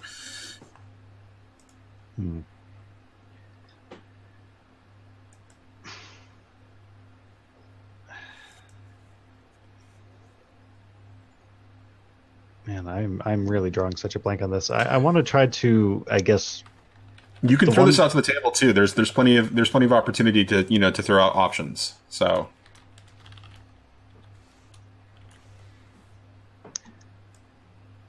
yeah, I mean, there's only so many ways I can directly affect this in any way right now. So what are you trying to do? That's only thing I can come up with. The only thing that keeps coming up in my mind is creating a barrier somehow. So in previous times, you created a barrier that you created a barrier that like blocked in a whole building. So if Chupacabron is plowing through these things, you could create two large barriers that sort of like basically if he snow plowed through them, right, and they're gonna start washing back in like liquid clowns, you could prevent the barrier and basically keep that road open and to force the clowns out. Which is what I was kind of getting to in my mind. I just was trying to picture the scene better to see how well it would, like how I could place my barrier is what I was kind of getting caught up at. You could make a way through. You could put a way through so that Chupacabron can get there with it being unhindered. Or you could bring a bunch of liquid or whatever, kind of. So, your plasma sort of like in your masma or whatever. I'm thinking more end game. I want to create a barrier from the door, creating a opened like a sealed pathway to create that little safe, like almost like a safe capsule for her, so that Chupacabron only has to get up to that point, and then I can just kind of like open it up a little bit to let her get in. Okay. So that's kind of what I'm aiming to try to do.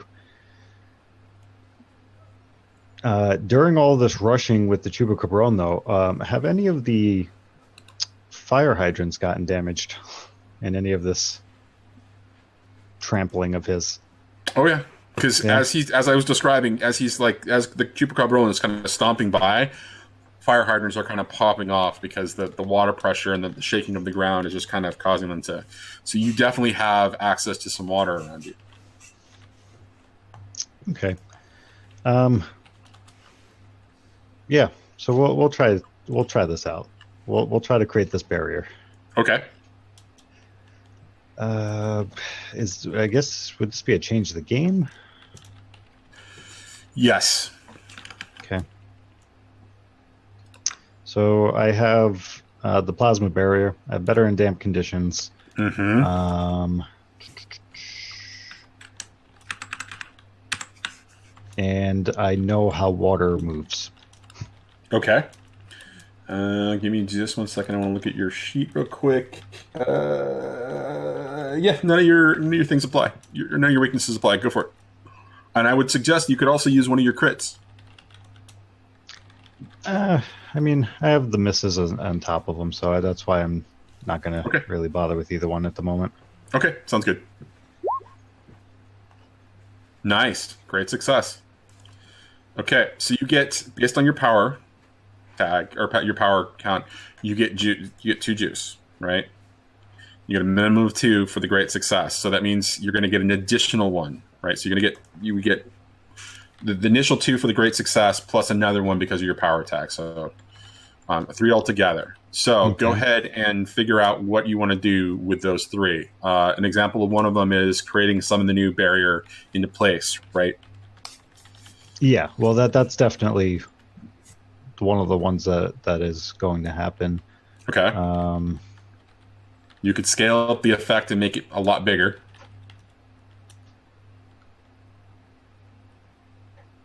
Yeah, I'm just reading. Sorry, reading these. Yeah, no, it's all good. It's all good. Yeah, so I would create the barrier. I would scale it up so that, originally it starts small. It starts with just the door frame itself, and then it just kind of beams outward, and then closes itself off, and then just expands all of a sudden and just kind of forces some of the clowns out of the way. Okay. And I want to try to prolong it. And you're basically making a huge tunnel for her to be able to get to, right? Yeah. It's basically you're going to have the walls up on 4 sides, and then at the very top is going to be this little like opening that she could kind of walk into at the proper height for Chupacabron over here, and it's just going to kind of lead into like a little plasma like water slide there. She's just going to kind of walk in and get right down to the door. Okay. All right. So you get her to you set this all up, and it just kind of goes, and you hear the squeaking sort of get muffled for a second because your barrier is like preventing the sound from just kind of doing its thing, right? And you motion to her to take advantage of this, and she kind of looks towards Kukuri. She says, "Do you think this is going to work?" It will have to. All right, and she grabs onto her case and makes her way to the part of the slide, and she just starts her way down, and she just coasts all the way to the front entrance as they all begin to kind of the bikers at Valhalla just kind of like start to grab her, but at the last second, as she gets there, a couple of clowns just kind of come around, and one of them kind of grabs and kind of is reaching out for her, and they. The bikers kind of pull her inside, but they grab her horn case, her trumpet case, and they kind of grab it and they hold on to it and begin to kind of move off as the horde just kind of backs off.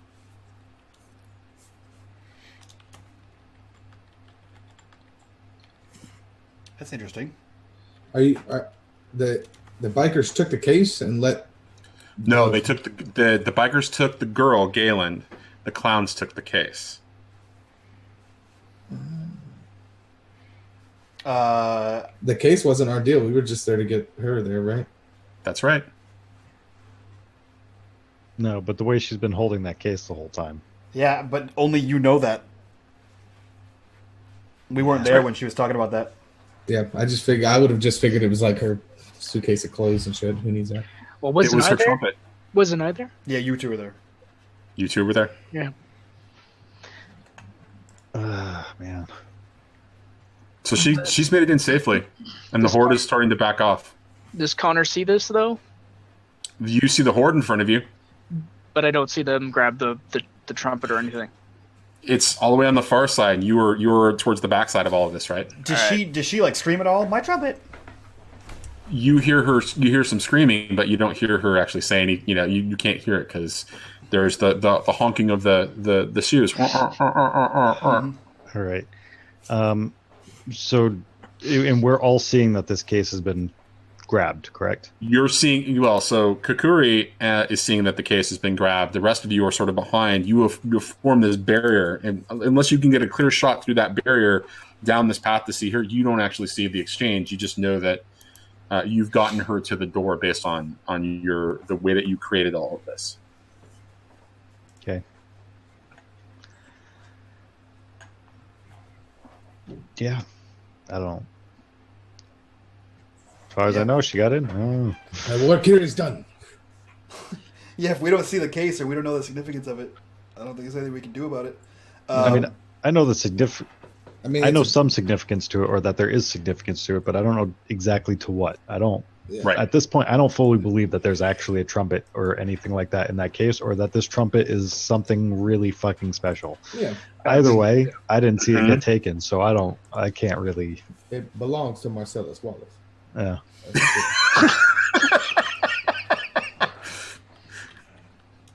Okay, so as this happens, the horde is beginning to kind of pull away. The clowns are kind of moving back, right? And she has clearly made it to, as you can see that the one of the Valkyrs at the front is kind of waving her hand, his hand, and like, hey, she's kind of waving you guys, and there's a couple of bikers out there kind of holding ground to make sure that none of the clowns are there, but they're starting to back off. Right, they're starting to head back towards the carnival grounds. So, I'm just going to go ahead and state the obvious on this one, but they clearly had us outnumbered there. Yeah, there was a lot of clowns. There's a concerning number of clowns. I hate clowns. I mean, even despite getting her into the building, why would they just leave? That just don't make sense. Kukui's gonna pat the elephant and be like, quality over quantity, amigos. Yes, but if we had 100 elephants... Quality quantity over quality. I don't know. I'm going to head inside, and this ain't sitting right with me. Yeah. And Sal just starts proceeding inward. Hey, And so the four of you, Wolf. the four of you head inside. Yep. I'm gonna tie. Okay. I'm gonna tie the elephant up outside. Do you take his trunk and sort of just tie him up around like a pole or whatever, or is like do you have a rope for him or something? No, at this time I would have taken the thing, the whip, and just kind of like wrapped it around his neck. And I imagine you just take his trunk and wrap it around a telephone pole and just say, stay here, and just expect the elephant to hold on to it. And so as the four of you step inside, you see a frantic Galen. We have to go back for it. We have to go. You have to get it. I can't lose that. What did you lose? My trumpet. I can't be without my trumpet. It's just a trumpet, though. We'll get you a new No, trumpet. you don't understand. It's everything to me. Okay. that wasn't the job. The job was to get you here. I know, but I need the trumpet. I can't explain it. The trumpet in the it's important. My godfather, he's going to be so mad. And you can see that she's clearly panicking. Maybe that's why they left. They got the trumpet. Well, Is this like the magical, Desmond, the only trumpet? Go ahead, sorry. Go ahead. I was just gonna say, Desmond, you're the fast one. Why don't you go run after them? Go grab it. Oh, yeah. And he does. And he runs out there and frantically tries to find this trumpet. Okay, and so as you step outside, you can see that the horde is now completely on the grounds of the carnival, and that the rigging is still going on, but they appear to be sort of going inside of a tent. Okay. Yeah, he's going to try to get that horn. All right, how are you going to do this? I don't know. I don't have any idea. That's what I'm asking. So he is... Let's see here. Do I see one guy with the horn? You do not. Okay. Like, it's the horde, the mass is there, but you don't see any one clown that sort of stands out holding a trumpet case. Okay. All right, cool. So I am going to use investigate to find the horn. And the way the power tags I'm going to use, this is a little bit of a stretch. Because basically what he's doing, he's just going as quickly as he can through this lines. Like he's diving headfirst into the horde. I'm going to use super speed, act before it happens, and good catcher to try to catch up to these guys. And I'm going to activate my weakness tag because I'm using all three powers from the same theme book. I'm activating my weakness tag, time space overload. Are you going to use a crit in this case? You know what? Yes. Yeah, we have a bunch of them on the table. I'm going to use a crit. Okay. So you feel free to describe what that looks like. I'm not even going... So I'm going to suggest that you then take a different tag. Okay. Or is there a different move? Okay. And just go toe-to-toe with that crit. Sure. Because what happens then is that not only do you locate it, but you manage to grab the case. And you kind of zip through, right? You kind of jump and you zip through, and you go around this horde and through this horde, and you're pushing through bodies, and of course you're hearing, and you find the one clown with the case, and you grab it, and you kind of just turn and move back towards Valhalla, and you can see that there is the horde all kind of turns at you as you do that, and you make it back. But they don't appear to be pursuing. Okay. Yeah, so he gets in and he holds it up like John Cusack in a boombox. I got it. Okay, give it to me, give it to me, give it to me. And she reaches for it, she grabs for it. What? Wait, what? And she unlatches the one latch, but the other latch is sort of open.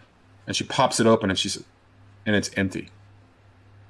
I don't understand. Where is it?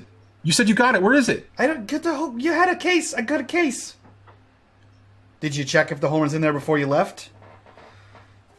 Of course I did. And there is a slight shift in her demeanor.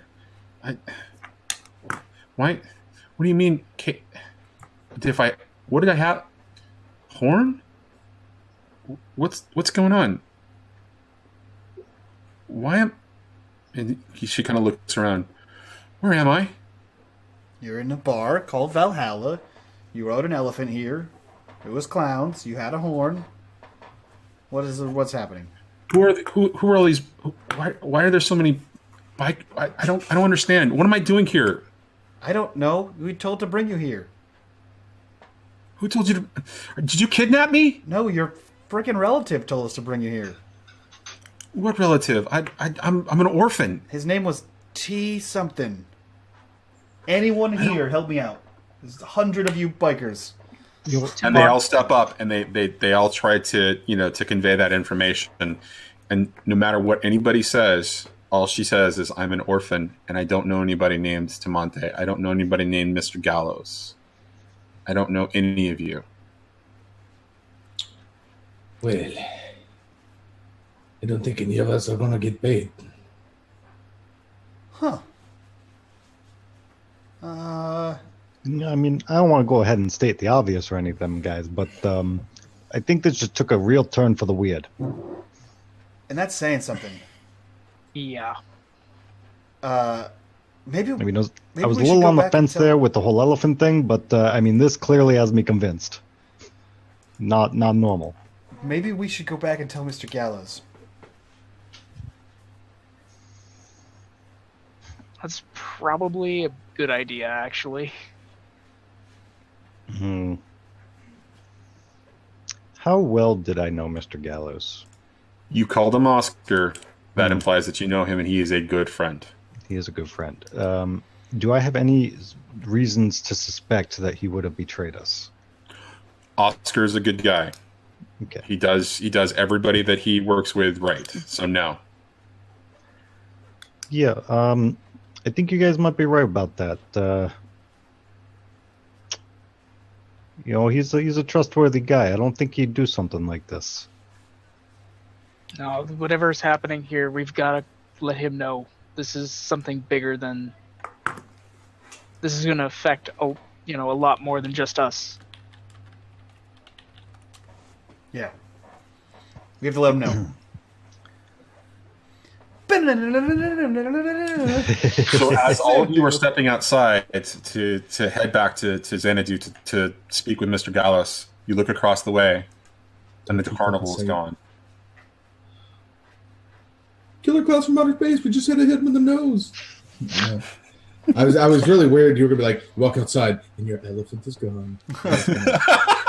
I would never take away Chupacabron from you. I was gonna flip my monitors and just be like, I'm never playing with your kids. Son. But so you look outside, and the carnival is gone. Oh, now we There's get. no rigging. There's no tents. There's no vehicles. There's no nothing. Now we have to go. And so we cut back to Xanadu as Mr. Gallows is listening to your story. Did you leave Galen there? Yeah, that's where you told us to bring her. Is she at least okay? Was she hurt? I mean, we got her there unharmed, but I mean, okay? I don't know about that. I mean, is she physically hurt? So I'm just trying to make sure that fine. she's physically okay. She looked fine. Yeah, she's all tip top. But speaking about topside, what's going on with her? The horn is incredibly important to her. Yeah, we gathered that. But it's more than that. it actually belongs to Monte, and he gave it to her for safekeeping. I don't know how to be more clear than that. It's important to both of them. He adopted her.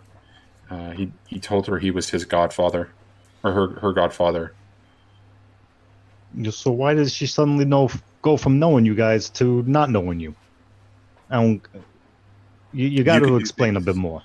You can do things that nobody can really explain, can't you, Sal? I mean, I can explain them very well. You just never asked. And he looks around at all of you. You can do things that most people can't, right? It's all right. This horn does something very specific for Galen. And without it, she's lost. And without it, she's lost to Monte.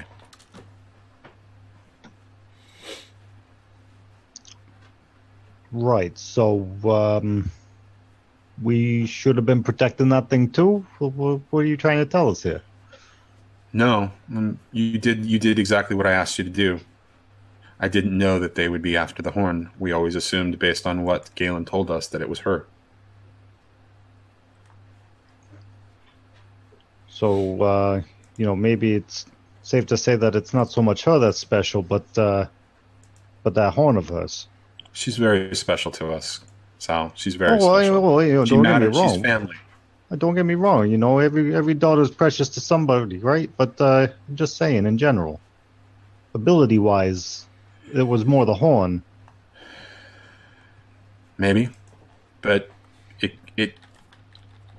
she uses it, and she does amazing things with it. So now, I have to tell Tamonte. This isn't going to be good, so I'm going to need you all to kind of leave. Oh, you don't got to ask us twice. But, I am going to need somebody to find that horn. And that's where we're going to fade to black. Nice. I was going to say, that'd be, as Sal and Desmond walks out, we'd be like, well, you know where to find us. New job. Good job. So, guys, that was our second one-shot foray into the 6 and 20 Metropolis verse. This combined a previous 4-shot run on Johnny's channel well over a year ago, I believe. So that's pretty awesome. Good to have Sal back. Good to introduce some new players and new characters to the world. Good to see Connor. Good to see some more of this. If you didn't catch on to it, some of this mythos that is in the world.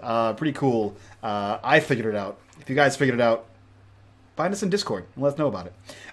Seriously. So with that, we'll go around Outro Sarcastic Crew, take a quick break, and get ready for our next game, which we are a little bit late for, but that's okay. So Johnny, who are you? What are you doing here? And what did you think about this one shot of 6 and 20?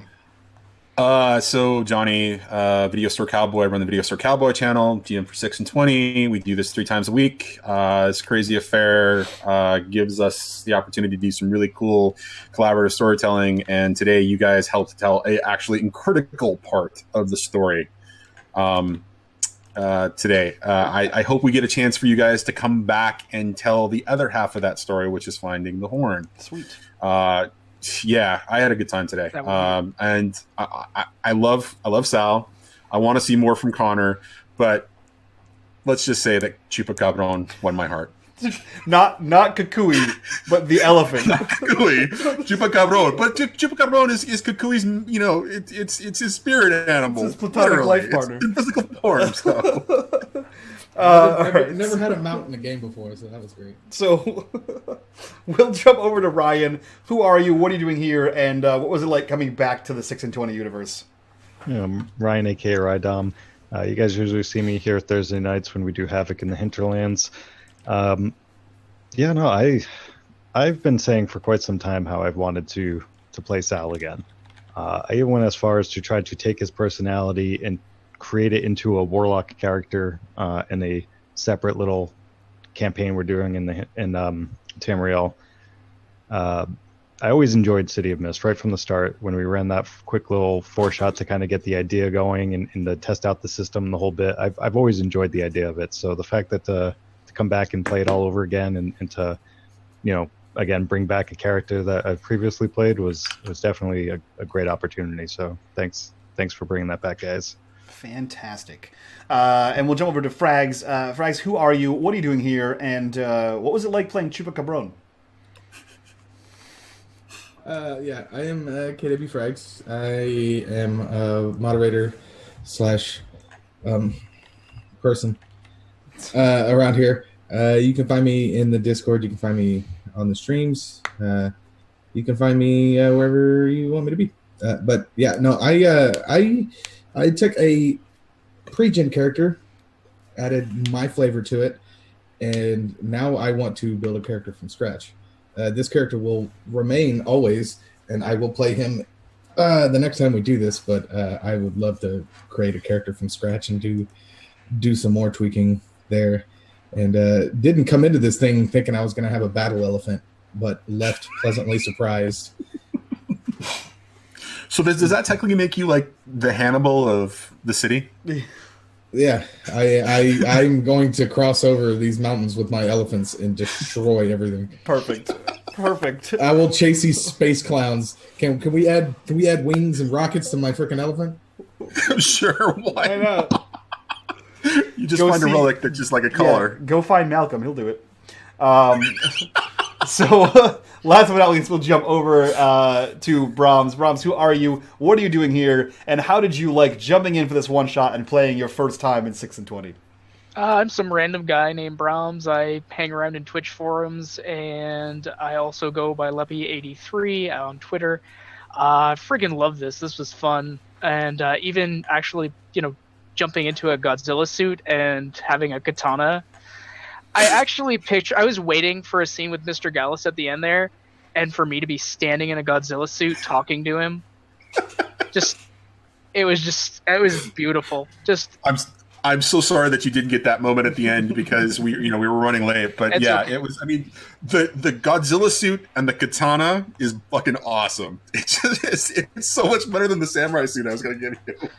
I was like, yep, Godzilla suit. That's my armor. The second I came across it, I'm like, yep, that's it. And a little bit ridiculous, but really fun system. Really enjoyed this. Mm-hmm. Guys, we're going to get out of here real quick for a short break. We're going to jump back in for Changeling the Dreaming, which is a White Wolf system that I've never even heard of, so that's going to be fun. If you liked City of Mist, I encourage you, Tuesday, Wednesday, and Thursday, it is on Twitch at 8 p.m. on various channels. If you want to catch up on episode 1 from my channel, go check out the link right here. It's on YouTube. It's performing incredibly well right now, so go take a look at it. It's an awesome video, and I'm having a blast playing that game. We played 2 episodes, and it's quickly becoming one of my favorite characters I've ever played in 15 years of gaming. So go check that out. It's awesome. And from all of us to you guys, bye-bye.